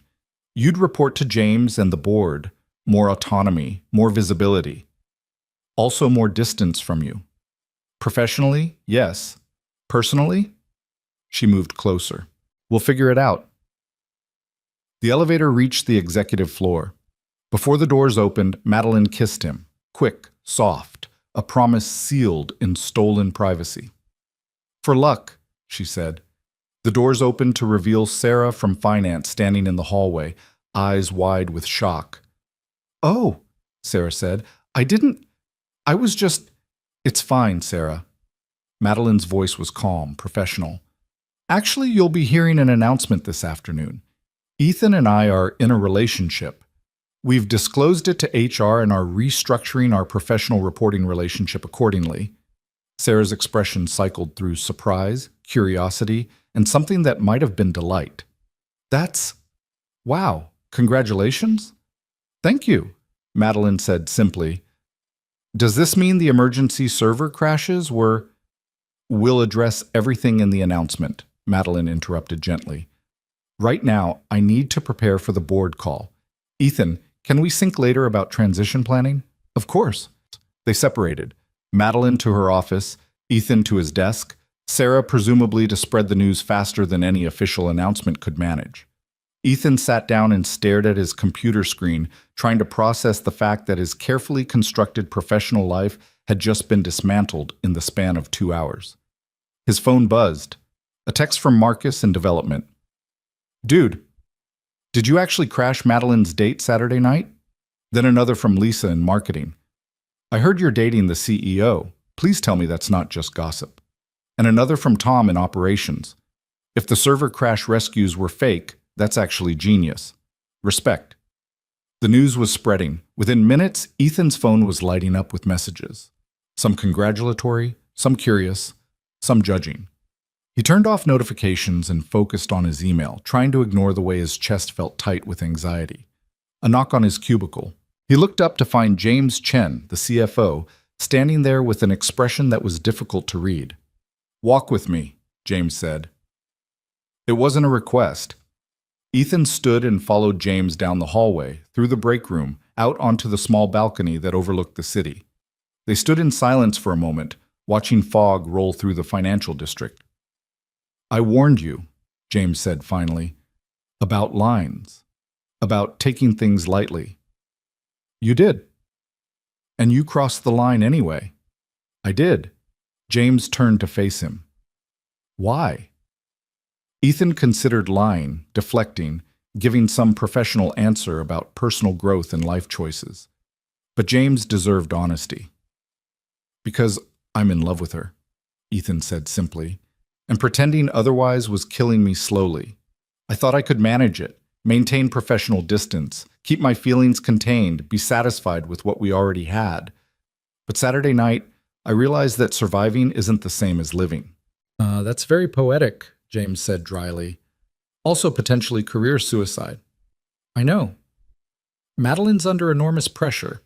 The board already questioned some of her decisions. Her mother has influence with several major investors. Adding a workplace romance to the mix gives her critics ammunition. "I know that too." "And you're willing to be that ammunition?" "I'm willing to love her," Ethan corrected. "If that becomes ammunition, we'll deal with it together." James was quiet for a long moment, studying Ethan with the intensity of someone who'd spent decades reading people for a living. Finally, he nodded. "Jennifer suggested you for special projects, reporting directly to me and the board." "She mentioned that." "It's a good position, More responsibility, better visibility, potential fast track to director level. James paused. But it also means you'll be in board meetings, presenting to investors, representing the company at high-level discussions. Can you handle that while navigating a relationship with the CEO? I can handle it, Ethan said firmly. I've been handling it for 3 years while hiding my feelings. Doing it honestly will be easier. We'll see.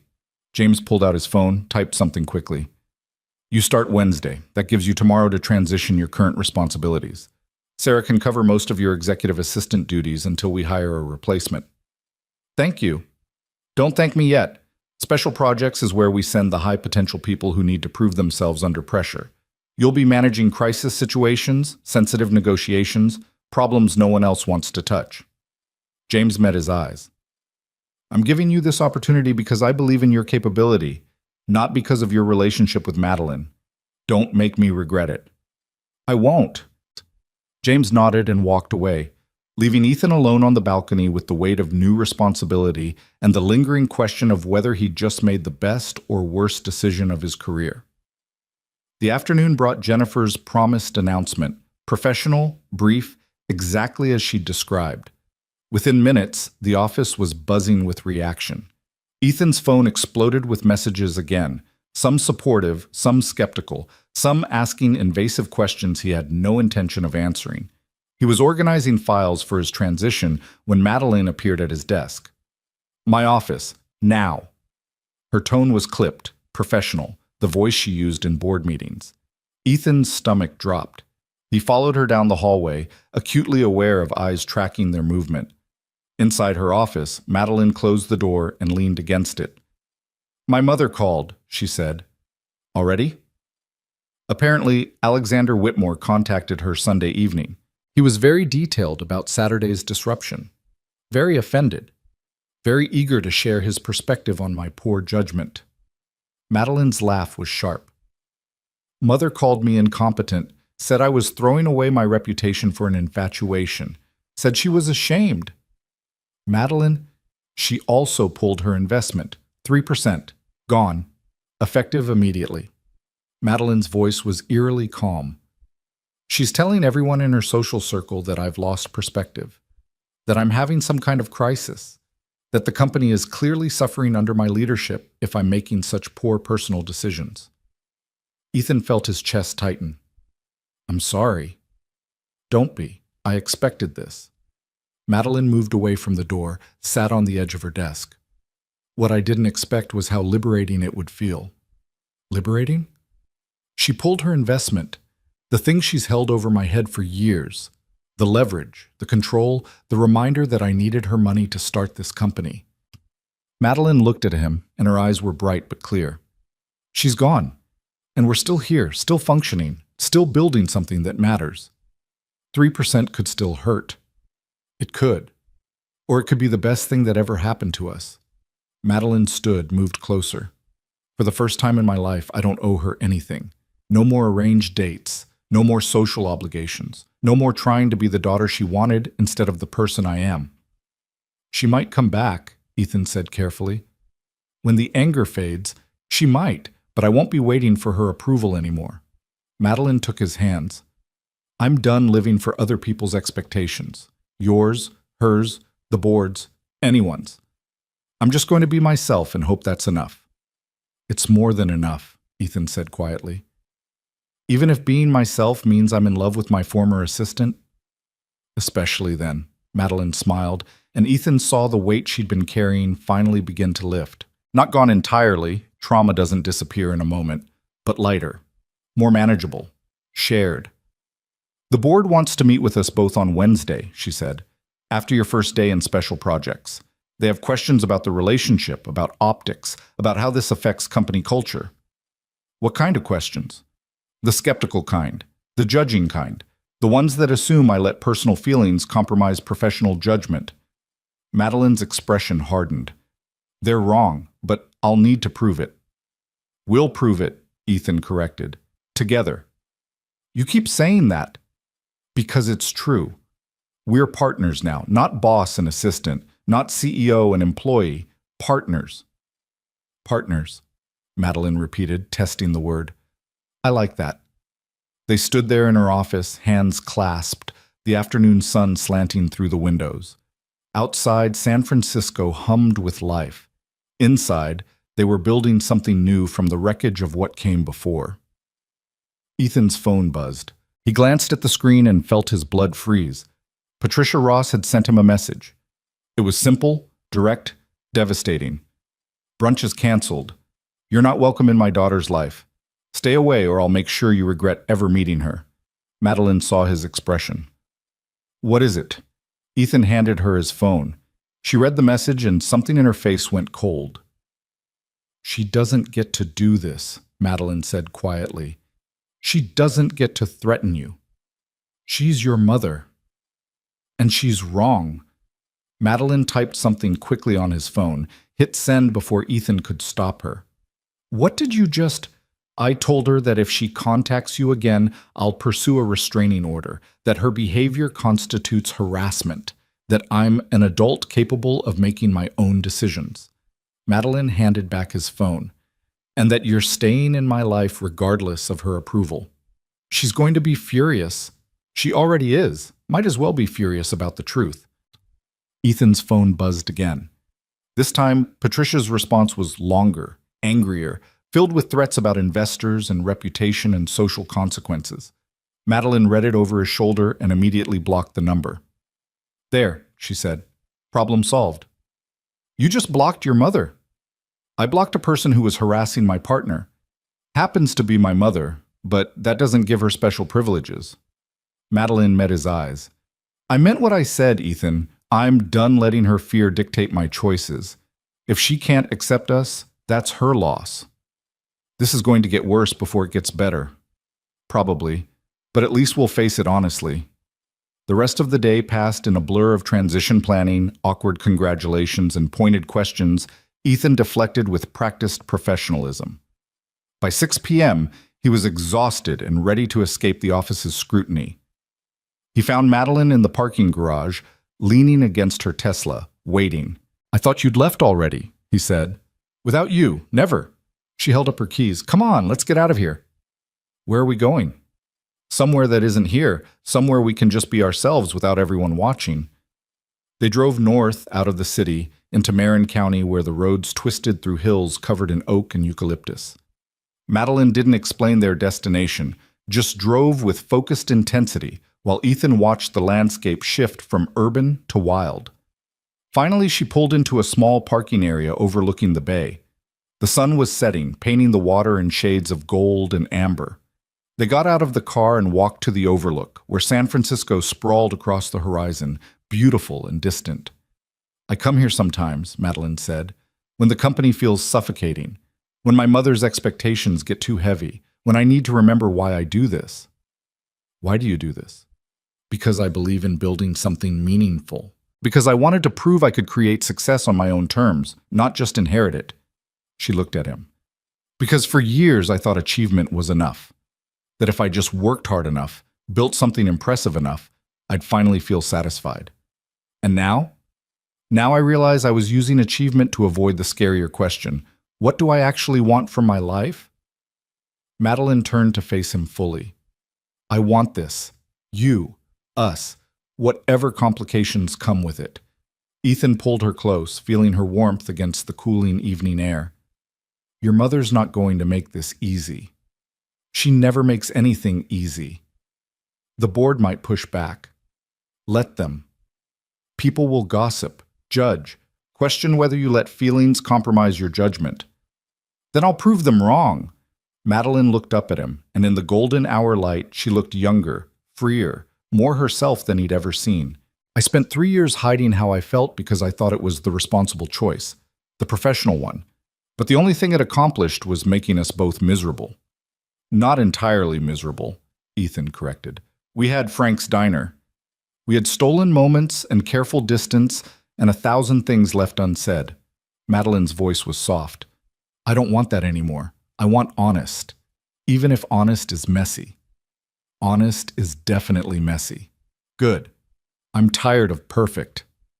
They stood there as the sun sank below the horizon, turning the bay into liquid fire. Below them, the city began lighting up, millions of individual lives, each one complicated and messy and beautiful in its own way. "What happens Wednesday?" Ethan asked. "With the board?" "We tell them the truth, that we're in a relationship, that it doesn't compromise our professional judgment, that we've taken appropriate steps to address the power dynamic." Madeline paused. "And we hope they're reasonable. And if they're not, then we deal with it, together." "You keep saying that," Ethan said, echoing her words from earlier. "Because you keep needing to hear it." Madeline smiled. "We're in this together, Ethan, whatever comes. No more rescuing from a distance. No more pretending to be just colleagues. Just us, facing everything honestly." "I like the sound of that." "Me too." They stayed until full dark, until the city was a constellation of lights below them and the stars emerged overhead. Then they drove back to San Francisco, hand in hand, ready to face whatever Wednesday would bring. Wednesday morning arrived with unexpected rain, rare for September in San Francisco, but somehow fitting. Ethan stood in front of his bathroom mirror, adjusting his tie for the third time, and tried to steady his breathing. His first day in special projects, his first board presentation, his first real test of whether he could maintain professional credibility while being publicly involved with the CEO. His phone buzzed. "Madeline." "Ready?" "As I'll ever be. You're going to be brilliant. They're lucky to have you. Or they're about to realize hiring me was a mistake. Stop. You've earned this position. Don't let anyone, including yourself, convince you otherwise." Ethan smiled at the screen, pocketed his phone, and headed out into the rain. The Special Projects office was on the 4th floor, tucked between legal and business development. Ethan arrived to find James already there, reviewing documents with the intensity of someone who lived and breathed quarterly reports. "You're early," James observed without looking up. Seemed appropriate for day one. "Smart." James closed his laptop. "We have 2 hours before the board meeting. I'm going to spend them making sure you understand exactly what you're walking into." For the next 90 minutes, James walked Ethan through the board's concerns, questions, and skepticism. 3 members were supportive of Madeline, had been with her since the company's founding, and trusted her judgment.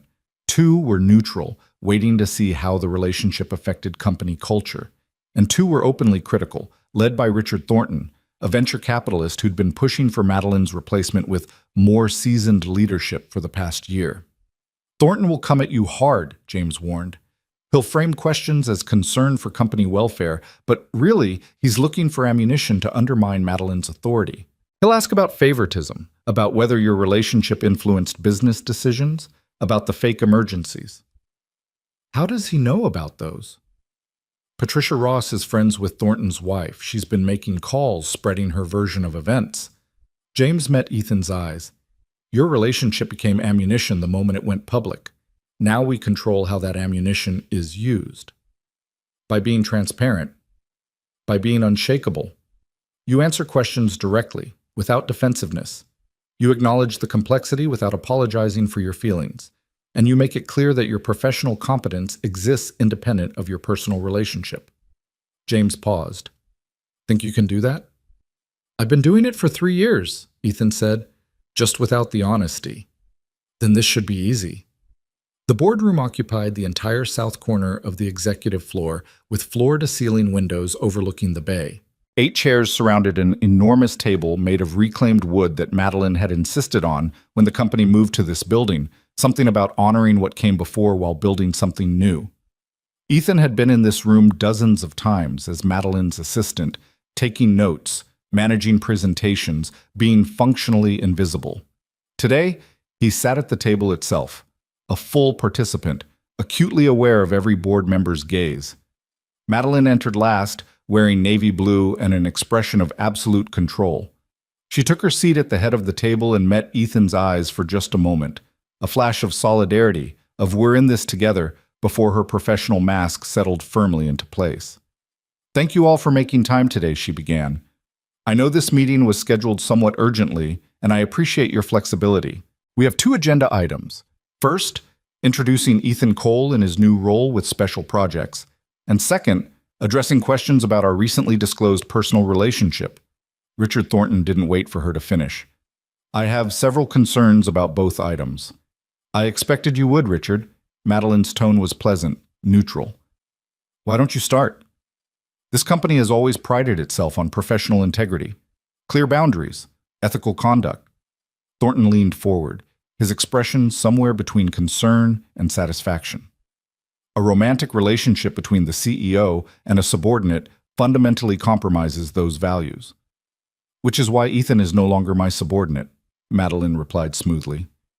He now reports directly to James and this board. The power dynamic has been eliminated. The appearance remains. Employees will question whether Mr. Cole's promotion was merit-based or influenced by personal factors. My promotion is merit-based, Ethan interjected. James had told him to be direct, unshakable. I have 3 years of documented high performance. My reviews are available for your examination. Every raise, every expanded responsibility, every recognition I've received has been earned. Thornton turned his attention to Ethan, and the scrutiny felt like standing under a heat lamp. And yet, you were conducting a clandestine relationship with Ms. Ross for years, creating false emergencies to facilitate her personal life, using company resources inappropriately. The emergencies weren't related to our relationship, Ethan said carefully. They were responses to Madeline's mother arranging unwanted social obligations. I provided her with professional excuses to leave situations that made her uncomfortable. So you admit to misusing your position. I admit to prioritizing Madeline's well-being over strict policy adherence. Ethan met Thornton's gaze. If that's grounds for termination, I'll accept the consequences. But I won't apologize for caring about someone who is being manipulated by family pressure.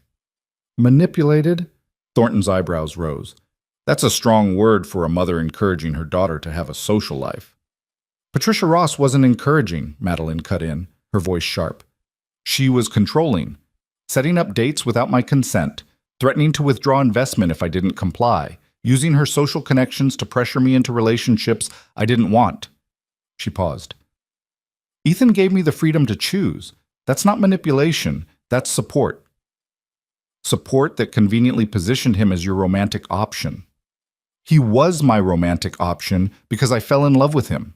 Not because he manufactured emergencies, not because he manipulated circumstances, but because over 3 years of working together, I came to respect his integrity, value his perspective, and trust him completely. Madeline's voice remained steady. The emergencies were inappropriate, we've acknowledged that, but they weren't the foundation of our relationship. They were a symptom of my inability to set boundaries with my mother. Helen Zhang, one of the founding board members, spoke up. I appreciate the transparency, Madeline, but Richard raises valid concerns about perception. How do we ensure employees don't see this as favoritism? How do we maintain company culture when the CEO is dating someone who, until recently, was her direct report? By demonstrating through action that professional standards remain unchanged, Madeline replied. Ethan's position in special projects was James's decision, based on capability assessments and departmental needs. I recused myself from the hiring discussion. Moving forward, I'll recuse myself from any decisions involving Ethan's compensation, promotion, or performance review. That creates its own problems, Thornton said. How can you be an effective CEO if you're constantly recusing yourself from personnel decisions? I'm recusing myself from one person's personnel decisions. Ethan represents approximately 0.2% of our workforce. I think I can manage. Madeline's tone was dry. Michael Okafor, another founding member, leaned back in his chair. I'm less concerned about the mechanics than the timing. Why now? Why disclose this relationship at this particular moment? Because hiding it was becoming untenable, Madeline said simply. Because we were lying to ourselves and everyone around us. Because I'm 34 years old and tired of compartmentalizing my life into acceptable and unacceptable parts. And if this relationship fails, if 6 months from now you break up and we're dealing with the fallout of a former couple trying to work together, then we'll handle it professionally, Ethan said, the same way any other employees would handle a relationship ending. You're not any other employees, Thornton interjected. Ms. Ross is the CEO, the face of this company. Her personal choices reflect on all of us. My personal choices, Madeline said, her voice hardening, are mine to make. This board has authority over my professional performance. You can evaluate my leadership, question my strategic decisions, challenge my business judgment. But my personal life is not subject to board approval. It is when it affects company reputation. How exactly does my relationship with Ethan affect company reputation? We're two adults conducting ourselves ethically. We've disclosed appropriately. We've restructured our professional relationship to eliminate conflicts of interest. Madeline leaned forward. Unless your concern isn't actually about reputation, but about control. The room went silent. Thornton's face flushed red. That's an offensive suggestion, he said tightly. Is it? Because from where I'm sitting, this feels less like genuine concern about company welfare and more like an opportunity to undermine my authority. You've been pushing for new leadership for months. Now you have ammunition. Madeline's gaze was steady. So let's be honest about what this conversation is really about. Helen raised a hand. Before this devolves further, I'd like to hear from Ethan directly. You've been quiet for most of this discussion. What's your perspective? Ethan took a breath. This was the moment James had prepared him for, the chance to prove he could maintain professional credibility under pressure. I love Madeline, he said simply. I've loved her for 3 years. I never intended to act on those feelings because I understood the professional complications. But Saturday night I realized that pretending was costing us both something essential. He looked around the table, meeting each board member's eyes. I understand why this situation makes people uncomfortable. The power dynamic, the optics, the concern about favoritism, those are all legitimate issues, but I want to be clear about something. My professional competence exists independent of my personal feelings. I earned my place in this company. I'll continue earning it through performance, not proximity to the CEO. Pretty speech, Thornton said. But how do we trust that you'll maintain objectivity? That you won't let personal loyalty compromise professional judgment? The same way you trust any employee, by evaluating my work product. If my performance declines, if I demonstrate favoritism, if I fail to meet professional standards, then remove me. Ethan's voice was firm. But judge me on my actions, not on assumptions about my relationship. And what about the company culture? Michael asked. If the CEO can date an employee, what message does that send to everyone else? That people are human, Madeline answered. That we have policies to manage relationships appropriately, not prevent them entirely. That transparency and ethical conduct matter more than appearances. She paused. I've built this company on the principle that employees should bring their whole selves to work. That includes acknowledging that humans form connections, fall in love, build lives together. We can't expect people to compartmentalize completely. There's a difference between general employees and the CEO, Thornton persisted. Only in degree, not in kind. The same policies apply. Madeline's patience was clearly wearing thin. Richard, I understand your concerns, but unless you're prepared to present evidence that this relationship has actually compromised my professional judgment or Ethan's performance, I'm not sure what else there is to discuss. Thornton opened his mouth, closed it, then looked to the other board members for support. Helen and Michael remained neutral. The other three showed varying degrees of discomfort. Finally, Helen spoke. I propose we table this discussion for now. Give Ethan time to prove himself in his new role, evaluate Madeline's leadership over the next quarter, and reconvene in 3 months to assess whether this relationship has actually created problems or whether our concerns were overblown. Agreed, Michael said quickly. Several other board members nodded. Thornton looked frustrated but outvoted. Fine, but I want monthly reports on special projects, detailed documentation of Mr. Cole's contributions, and complete transparency about any company decisions that might benefit him directly or indirectly. Done, James said. I'll copy you on all relevant reports. The meeting shifted to other business, quarterly projections, product development timelines, marketing strategies.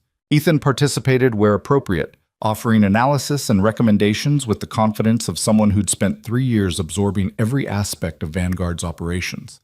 He felt board members' eyes on him, evaluating, measuring, waiting for him to falter. He didn't falter. By the time they adjourned 2 hours later, Ethan was exhausted but exhilarated. He'd survived his first board presentation. He'd defended his position and his relationship without apology. He'd proven, at least preliminarily, that he deserved to be in that room.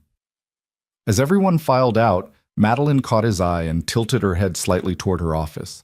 Ethan followed at a discreet distance, aware that even innocent interactions would be scrutinized now. Inside her office, door closed, Madeline collapsed into her desk chair and laughed. "That was brutal," she said. "That was Thornton being Thornton." Ethan sat across from her. "He was looking for ammunition. We didn't give him any." "You were perfect. Direct, confident, professional." Madeline smiled. "I was proud of you. I just told a room full of venture capitalists that I love you." "You did." Very calmly, like you were discussing quarterly projections. Inside, I was panicking. "You hide it well." Madeline's expression grew more serious. 3 months. That's what we have to prove this works. Then we'll prove it. And if we can't, we will, Ethan said firmly. Because the alternative is going back to pretending, and I'm done with that. Madeline nodded, but something in her expression remained troubled. "My mother's been making calls. Thornton mentioned it, but apparently she's been more active than I realized. Talking to investors, board connections, anyone with influence, painting me as unstable, you as opportunistic. Can she actually damage the company? She can damage perception, make people question my judgment. That's almost as dangerous as actual financial impact." Madeline stood, moved to the window. "Part of me wants to call her, to try to repair things, to explain that I'm not having a crisis, I'm just finally being honest. Would she listen? No, but I keep thinking I should try anyway. She's my mother. Doesn't that obligate me to something?" Ethan moved to stand beside her. "It obligates you to honesty, not to self-sacrifice. You tried for years to be the daughter she wanted. It didn't make either of you happy." "I know, but knowing doesn't make it hurt less." "No," Ethan agreed. "It doesn't." They stood together, watching the city below, both knowing that Patricia Ross's campaign against them was just beginning, that Thornton would be looking for any misstep, that the next 3 months would test not just their professional competence, but their relationship itself. "Frank's tonight?" Madeline asked quietly. "Always." But when they arrived at the diner that evening, something felt different. The same tired waitress greeted them. The same cracked vinyl booths welcomed them. But the space that had been their refuge now felt exposed, performative. They were no longer two people stealing private moments. They were a public relationship under constant scrutiny. "It's weird, right?" Madeline said, voicing what Ethan was thinking. "Being here openly." "A little. We spent 3 years pretending these weren't dates. And now everyone knows they were, or could be, or—" She stopped. "I don't know what they are anymore." "They're us," Ethan said. "That hasn't changed." But it had changed, and they both knew it. The secrecy had provided cover, had made their connection feel special and separate from the rest of their lives. Now it was just another aspect of their public existence, subject to gossip and judgment and interpretation. "Tell me something true," Madeline said suddenly, echoing her request from months ago. Ethan thought for a moment. "I miss when loving you was simple, when it was just a feeling I carried privately, without consequences or complications. When I could rescue you and go home, and it didn't matter what anyone else thought." "That's honest." "Your turn." Madeline traced the rim of her coffee cup. "I'm terrified this won't work. Not because I don't love you, I do, completely. But because the world keeps pressing in. The board, my mother, company politics, everyone's opinions. I'm afraid we'll get crushed under the weight of other people's expectations. Then we build something stronger than their expectations." "How?" "By choosing each other every day, even when it's hard, especially when it's hard." Ethan reached across the table, took her hand. "The world will keep pressing. People will keep judging. Your mother will keep trying to control. But none of that matters if we stay solid. You make it sound easy." "It's not easy, but it's worth it." Madeline squeezed his hand. 3 years. You've been sure about this for 3 years. I'm still catching up. Take your time. I'm not going anywhere." They stayed until midnight, talking through fears and hopes and the practical realities of building a life together under public scrutiny.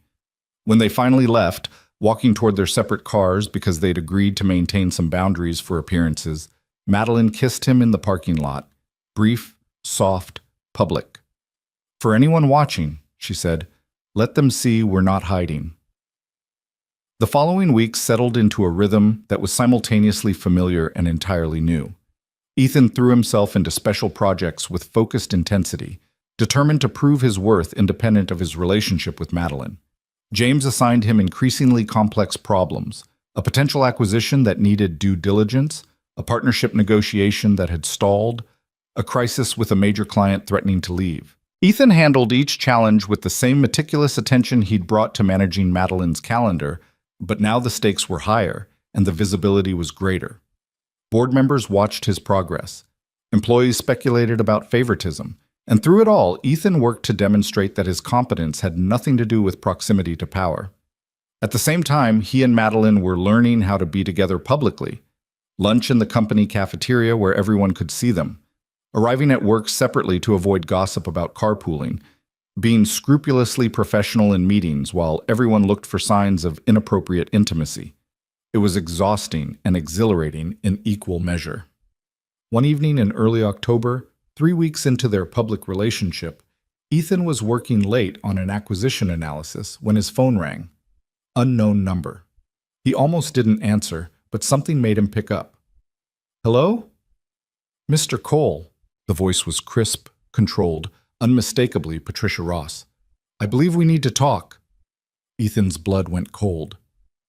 Mrs. Ross, I thought Madeline asked you not to contact me. My daughter is entitled to her decisions. I'm entitled to mine. And I've decided we need a conversation, adult to adult, without Madeline present to complicate things. I don't think that's appropriate. I'm sitting in your apartment building's lobby, Patricia interrupted.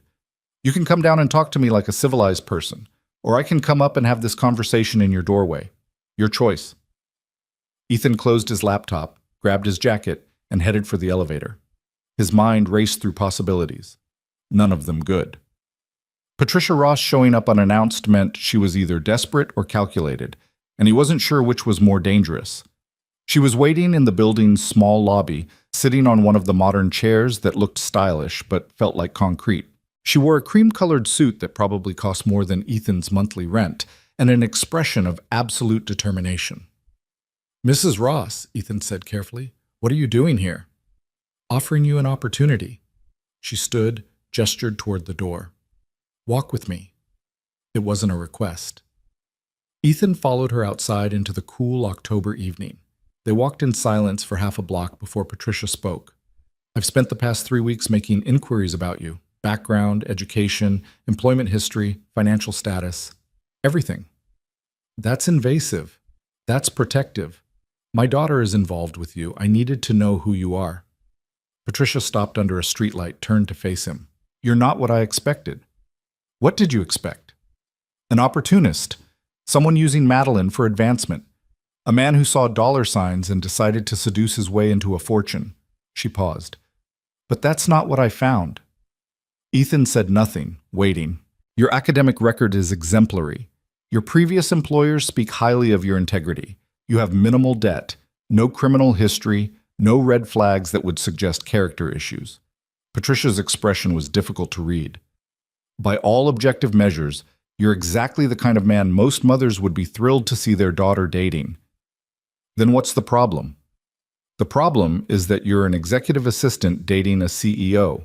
The problem is that you lack the social connections, the family background, the financial resources that would make this relationship advantageous for Madeline.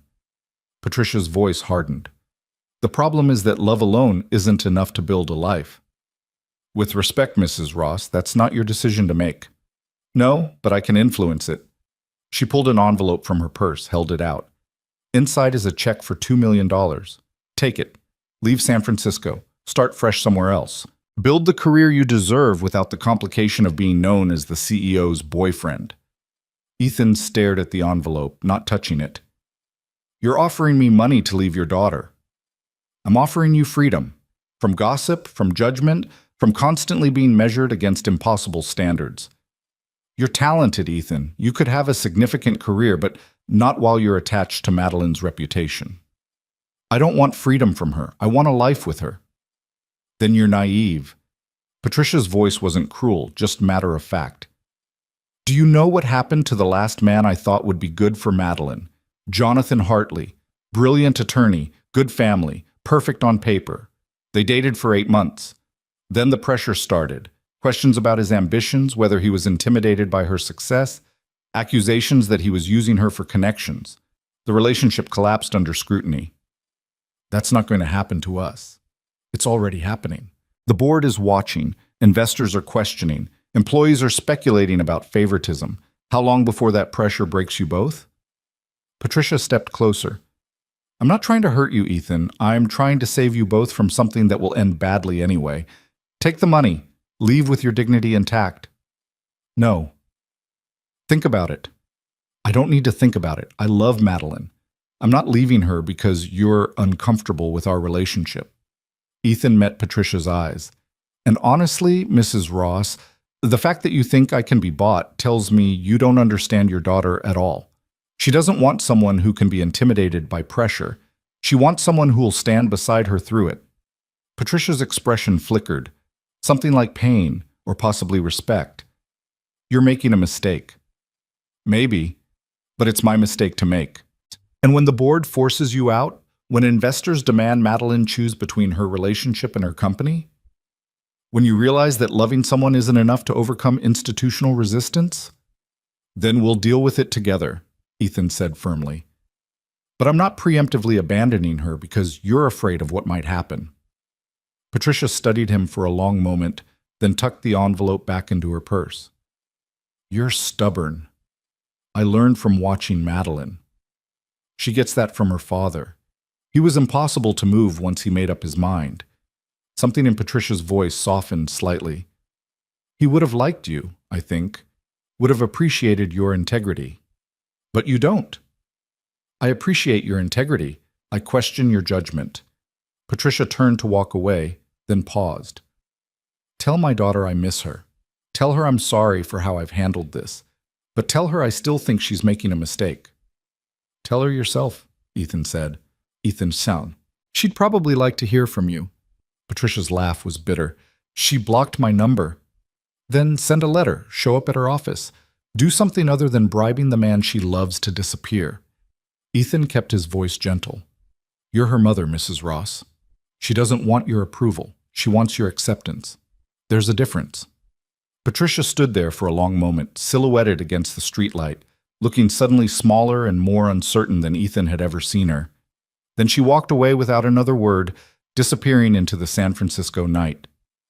Ethan returned to his apartment, pulled out his phone, and called Madeline. Hey, she answered. I was just thinking about you. Your mother was in my building's lobby. Silence. Then, what? Ethan recounted the entire conversation, the background check, the $2 million offer, Patricia's warnings about pressure and institutional resistance. He expected Madeline to be furious, but when he finished, she just sighed. She actually offered you money? She did. How much? $2 million. Wow, that's actually more than I expected her to value you at. She usually starts lower. Madeline's attempt at humor fell flat. I'm sorry, Ethan. I'm so sorry she did that. It's not your fault. She's my mother. Her behavior reflects on me, whether I want it to or not. Madeline was quiet for a moment. Did you consider taking it? No. Not even for a second? Not even for a second. Why not? $2 million is life-changing money. You could start your own company, go anywhere, do anything. I could do all of that without leaving you, Ethan interrupted. Your mother thinks I'm with you for advancement or financial security. She doesn't understand that you are the advancement. You're what makes every complication worth it. Madeline's voice when she spoke again was thick with emotion. She said she misses me. She does. She also said your father would have liked me. He would have. Dad always valued integrity over pedigree. Madeline laughed, the sound watery. He used to drive Mother crazy by inviting whoever he found interesting to dinner parties, regardless of their social standing. Engineers, teachers, the guy who fixed his car. He said interesting conversation mattered more than impressive credentials. Sounds like where you got your values. Probably. I miss him. I know. They were quiet for a moment, the phone line carrying the weight of everything unsaid. What do we do about Mother? Madeline asked finally. We give her space, let her process, and if she's ready to have an actual relationship with you, not the daughter she wants, but the woman you are, then we welcome her back. And if she's not, then we keep living our lives and hope she comes around eventually. That sounds lonely for her. It might be, but that's her choice. Ethan paused. You can't fix her fear, Madeline. You can only refuse to let it control you. When did you become so wise? Around the time I fell in love with my boss and decided complicated was worth it. Madeline laughed for real this time. Come over. I don't want to be alone tonight. I'll be there in 20 minutes. Ethan grabbed his keys and headed out into the night toward Madeline's apartment in Pacific Heights, toward the woman who'd made impossible feel possible, toward a future they were building together despite every obstacle. The next morning, Ethan woke to sunlight streaming through unfamiliar windows and Madeline's arm draped across his chest.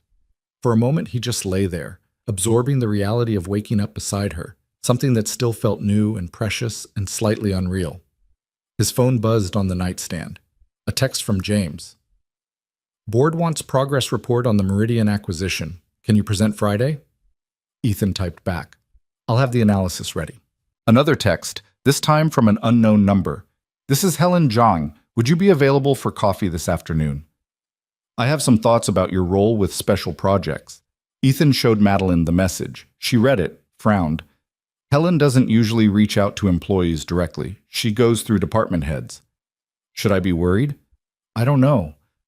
Helen's been supportive, but she's also strategic. She doesn't do anything without purpose. Madeline sat up, pulling the sheet around her. What time? She suggested 3. That's during the executive planning meeting. She'll be leaving early specifically to talk to you. Madeline's frown deepened. Be careful. Helen's not hostile, but she's also not sentimental. If she sees a problem, she'll address it directly.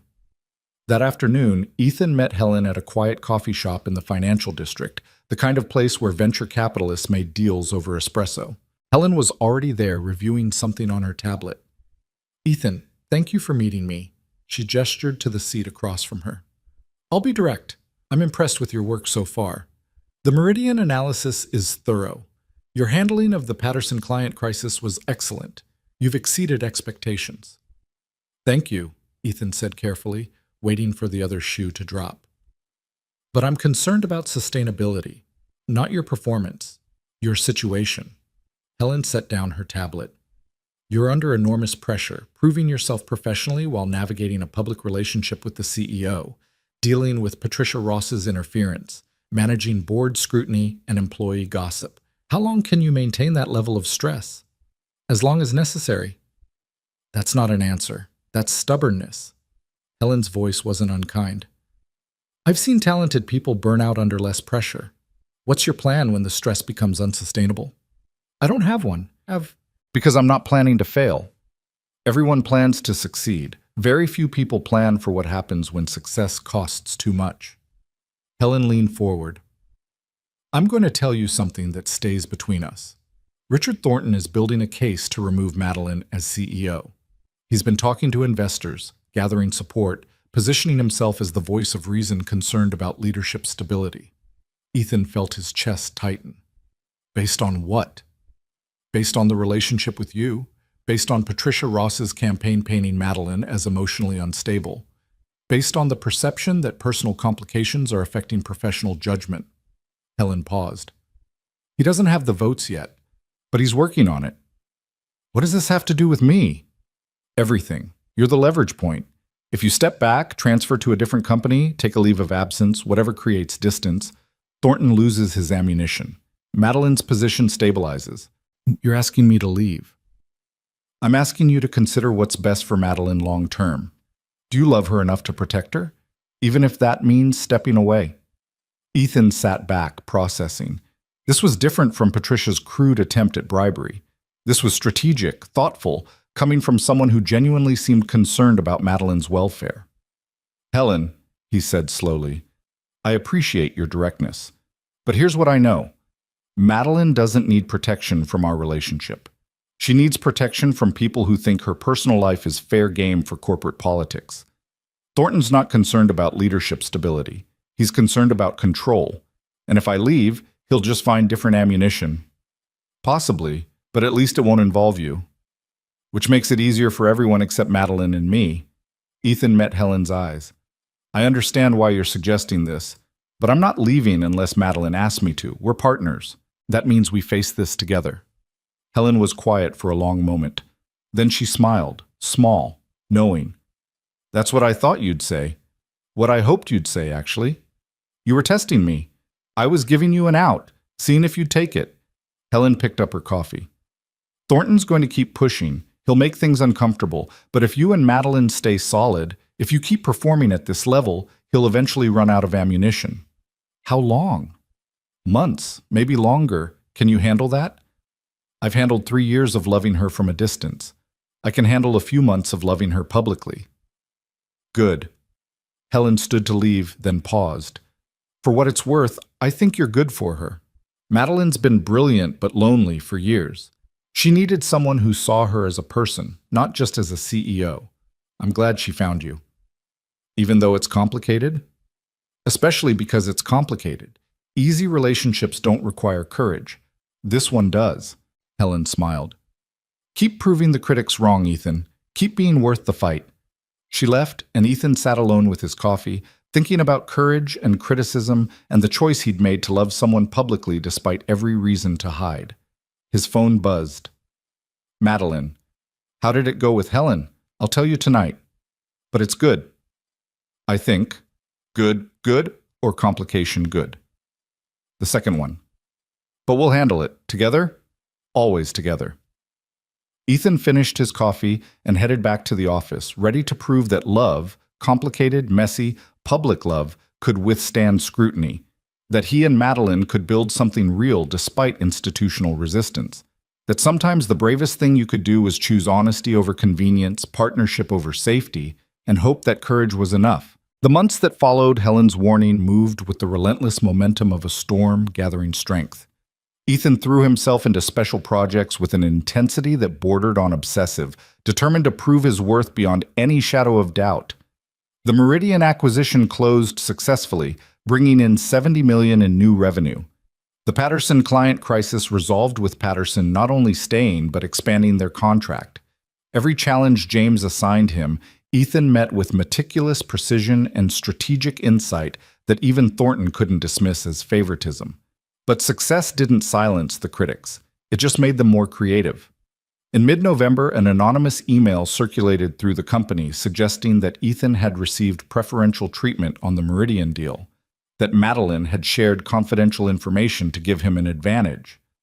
HR investigated and found nothing, because nothing existed, but the damage lingered in whispers and sidelong glances. Then came the article in Tech Business Weekly, When Love Compromises Leadership, a case study of Vanguard Technologies. The piece dissected Madeline's relationship with Ethan, questioned her judgment, interviewed anonymous sources who claimed company culture had suffered since the disclosure. Patricia Ross was quoted extensively, expressing concern for her daughter's well-being and the company her late husband had helped fund. Ethan read the article in his apartment at 2 a.m, unable to sleep, feeling the weight of being a liability to someone he loved. His phone rang. Madeline. Don't read it, she said without preamble. Too late. It's garbage. Anonymous sources are probably Thornton's friends. Patricia's comments are just her continuing campaign. Madeline's voice was steady, but Ethan could hear the exhaustion beneath. Our PR team will respond tomorrow. Maybe I should respond. Issue a statement, do an interview, and say what? That you're not using me for career advancement? That we're in love and everyone should mind their own business? Madeline sighed. The more we defend, the more attention we draw. We just keep doing what we've been doing. Excellent work, transparent conduct, living our lives. Your mother's quote is brutal. I know, I tried calling her. She didn't answer. Ethan heard the pain in those words. 3 months since Patricia had blocked Madeline's number, since their last conversation had ended in anger and ultimatums. 3 months of Madeline pretending she didn't care while carefully avoiding any mention of her mother in casual conversation. She'll come around, Ethan said, not believing it but needing to offer hope. Or she won't. Either way, I can't keep waiting for her approval. But Madeline's voice cracked slightly. I just wish she could see that I'm happy, actually happy, for the first time in years. Doesn't that matter more than social expectations? It should, but fear makes people cruel. They talked until dawn broke over the city, until exhaustion finally pulled them toward sleep, until the world outside started moving again, and they had to return to being the CEO and the special projects director, performing competence under constant scrutiny. December brought the 3-month board review that Helen had warned about. The meeting was scheduled for the 15th, giving Thornton exactly the platform he'd been building toward. Ethan spent 2 weeks preparing his presentation, documenting every project, every success metric, every decision that demonstrated his value to the company independent of his relationship with Madeline. The night before the meeting, he and Madeline sat in her apartment reviewing his materials one final time. She'd been unusually quiet all evening, staring at his slides without really seeing them. What's wrong? Ethan asked finally. Nothing. Everything. I don't know. Madeline set down her laptop. Thornton's going to push for one of two things tomorrow, either your removal or mine. He's been building toward this since we disclosed. Helen said he doesn't have the votes. He didn't 3 months ago, but he's been working on people, leveraging Patricia's campaign, the anonymous gossip, the tech business article. Michael's wavering. If Thornton can convince one more board member, he has enough to force a vote. Madeline looked at him, and her eyes were raw with fear. What if I have to choose?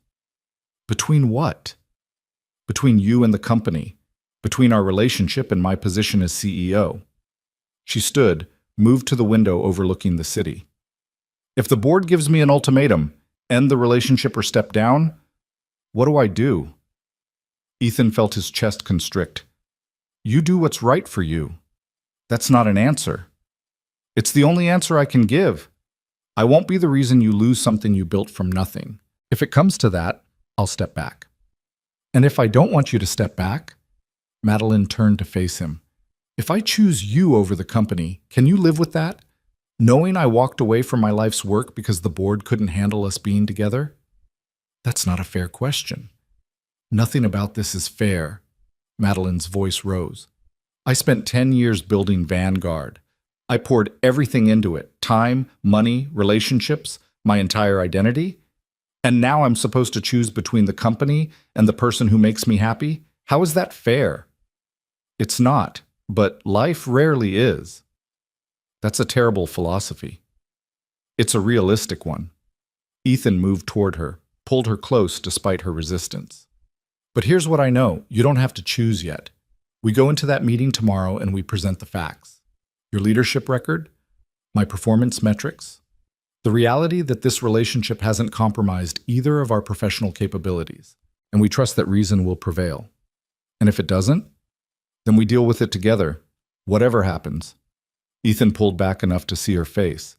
But I need you to understand something. If the board forces you to choose, and you choose me, I will spend the rest of my life making sure you never regret it.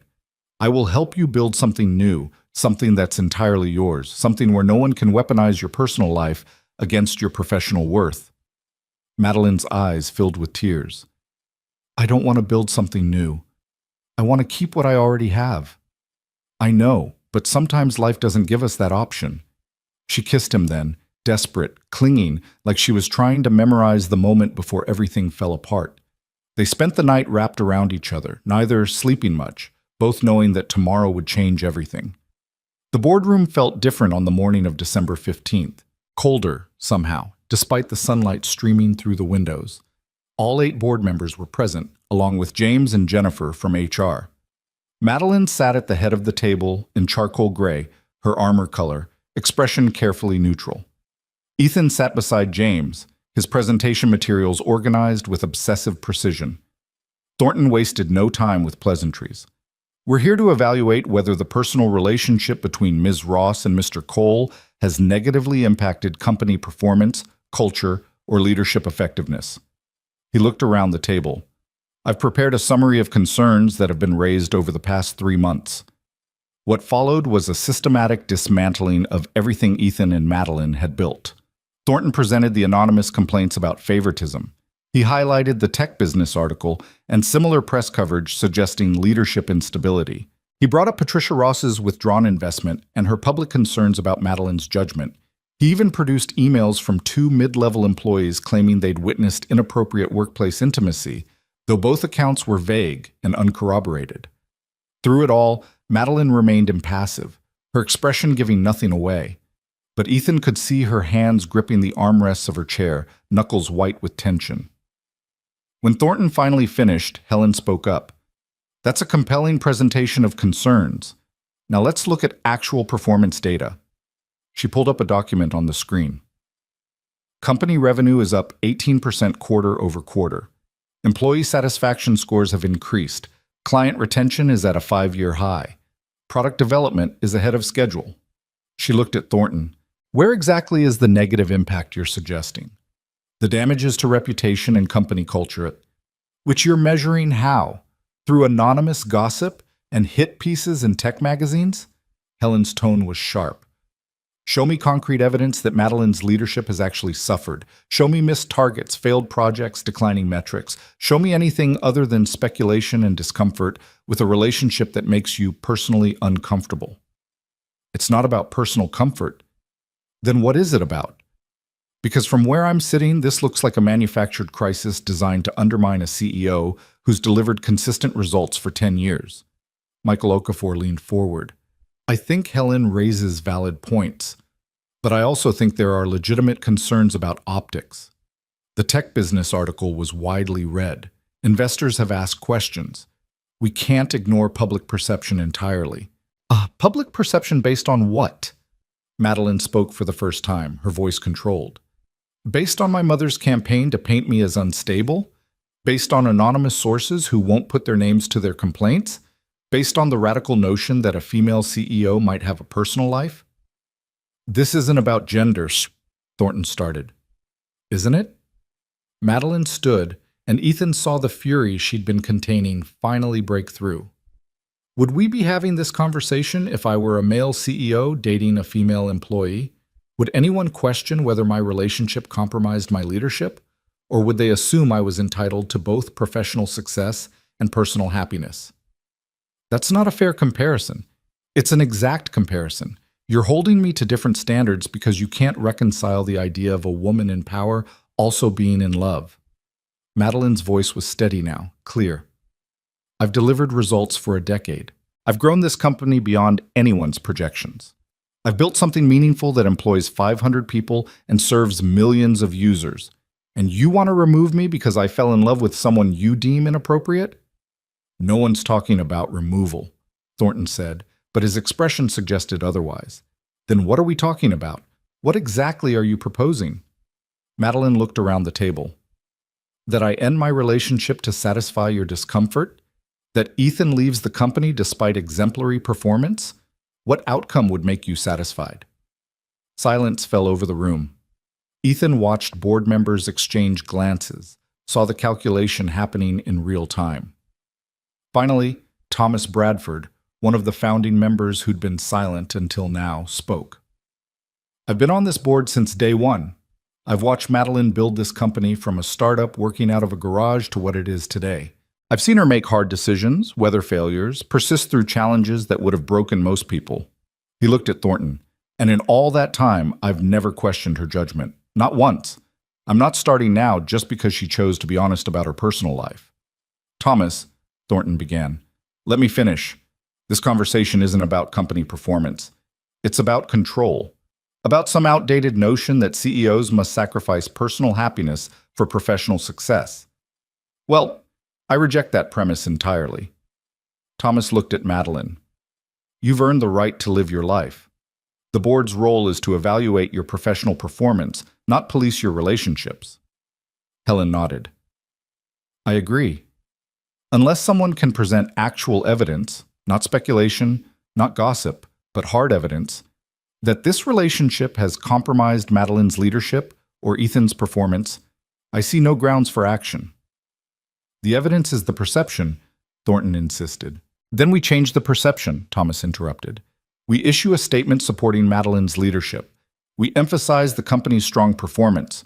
We make it clear that Vanguard values both professional excellence and personal authenticity. He paused.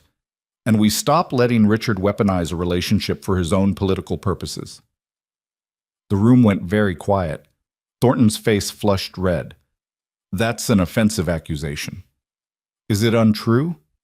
Thomas's gaze was steady. You've been angling for leadership changes since last spring. This relationship just gave you convenient ammunition, but I'm not interested in convenient. I'm interested in what's best for the company. And what's best is keeping the CEO who's delivered consistent results. Michael cleared his throat. I'd like to hear from Ethan. You've been quiet through all this. What's your perspective? All eyes turned to Ethan. This was the moment he'd been dreading and preparing for in equal measure. He stood, moved to the front of the room, and pulled up his presentation. 3 months ago, you asked me to prove that my relationship with Madeline didn't compromise my professional capabilities. Here's what I've delivered since then. He walked through the slides methodically. The Meridian acquisition, the Patterson client retention, the 3 new partnership deals he'd negotiated, the crisis management protocols he'd developed. Every project was completed ahead of schedule and under budget. Every metric exceeded targets. I've received no special treatment, no preferential access, no advantage beyond what my performance earned. He paused, looking around the table. But here's what I want to address directly. The question of whether loving Madeline makes me less effective at my job. The answer is no. If anything, it makes me more effective, because she's made me braver. She's taught me that excellence isn't about perfection. It's about showing up honestly, doing the work, and refusing to let other people's discomfort dictate your choices. That's very touching, Thornton said dryly, but it doesn't address the fundamental problem.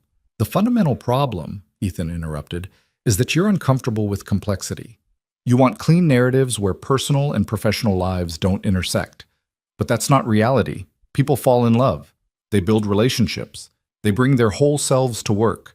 And companies that deny that end up with employees who hide their authentic selves and perform constant, exhausting theater.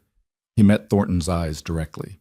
I understand why this situation makes you uncomfortable. It's messy. It doesn't fit neat corporate narratives. But discomfort isn't evidence of dysfunction. Sometimes it's just evidence that we're doing something new. Michael was nodding slowly. I appreciate that perspective. But I still have concerns about the anonymous complaints, which HR investigated and found unsubstantiated, Jennifer interjected. Both complaints came from employees who couldn't provide specific dates, times, or witnesses. When pressed, they admitted to basing their concerns on general feeling rather than observed behavior. So they're fabricated? Helen asked. I can't prove that, but I can say they don't meet the threshold for policy violations. Jennifer looked at Thornton. If you have actual evidence of inappropriate conduct, present it. Otherwise, we're chasing shadows. The meeting continued for another hour. Arguments and counter-arguments, data and speculation, concern and defense. By the end, Ethan felt wrung out, uncertain whether they'd won or lost or simply postponed the inevitable. Finally, Thomas called for a vote, all in favor of continuing to support Madeline's leadership and Ethan's position with special projects, without further review or interference related to their personal relationship, say aye. Helen, Thomas, Michael, and 2 other board members voted aye. 5 votes. Opposed? Thornton and his 2 allies voted no. 3 votes. Motion passes. This matter is closed. Thomas looked at Thornton. Richard, if you have concerns about company performance moving forward, bring data, but leave personal relationships out of board discussions unless they demonstrate actual professional impact. Thornton stood abruptly. I think you're all making a mistake, but I've been outvoted. He looked at Madeline. I hope you prove me wrong. I will, Madeline said simply. The meeting adjourned. Board members filed out, some offering congratulations, others remaining pointedly silent. Ethan gathered his materials with shaking hands, trying to process what had just happened. They'd survived. Barely, but they'd survived. James approached him as the room emptied. That was quite a presentation. Was it enough? It was exactly what it needed to be. Honest, competent, unashamed. James smiled slightly. You did well, Ethan. You've earned your place here. When the boardroom finally emptied, leaving just Ethan and Madeline, she collapsed into her chair and laughed, the sound slightly unhinged. "We made it," she said. "We made it. I thought for sure Thornton had Michael. I thought—" She stopped, shook her head. "I was preparing to choose, to walk away from the company rather than end things with you." Ethan moved to kneel beside her chair, taking her hands. "You would have done that?" "Without hesitation. This company matters to me. But you matter more." Madeline's eyes were bright with unshed tears. "These past 3 months, I kept thinking about what my father told me before he died. He said the hardest thing about success is remembering what you were trying to achieve in the first place. That achievement without meaning is just accumulation." "And what were you trying to achieve?"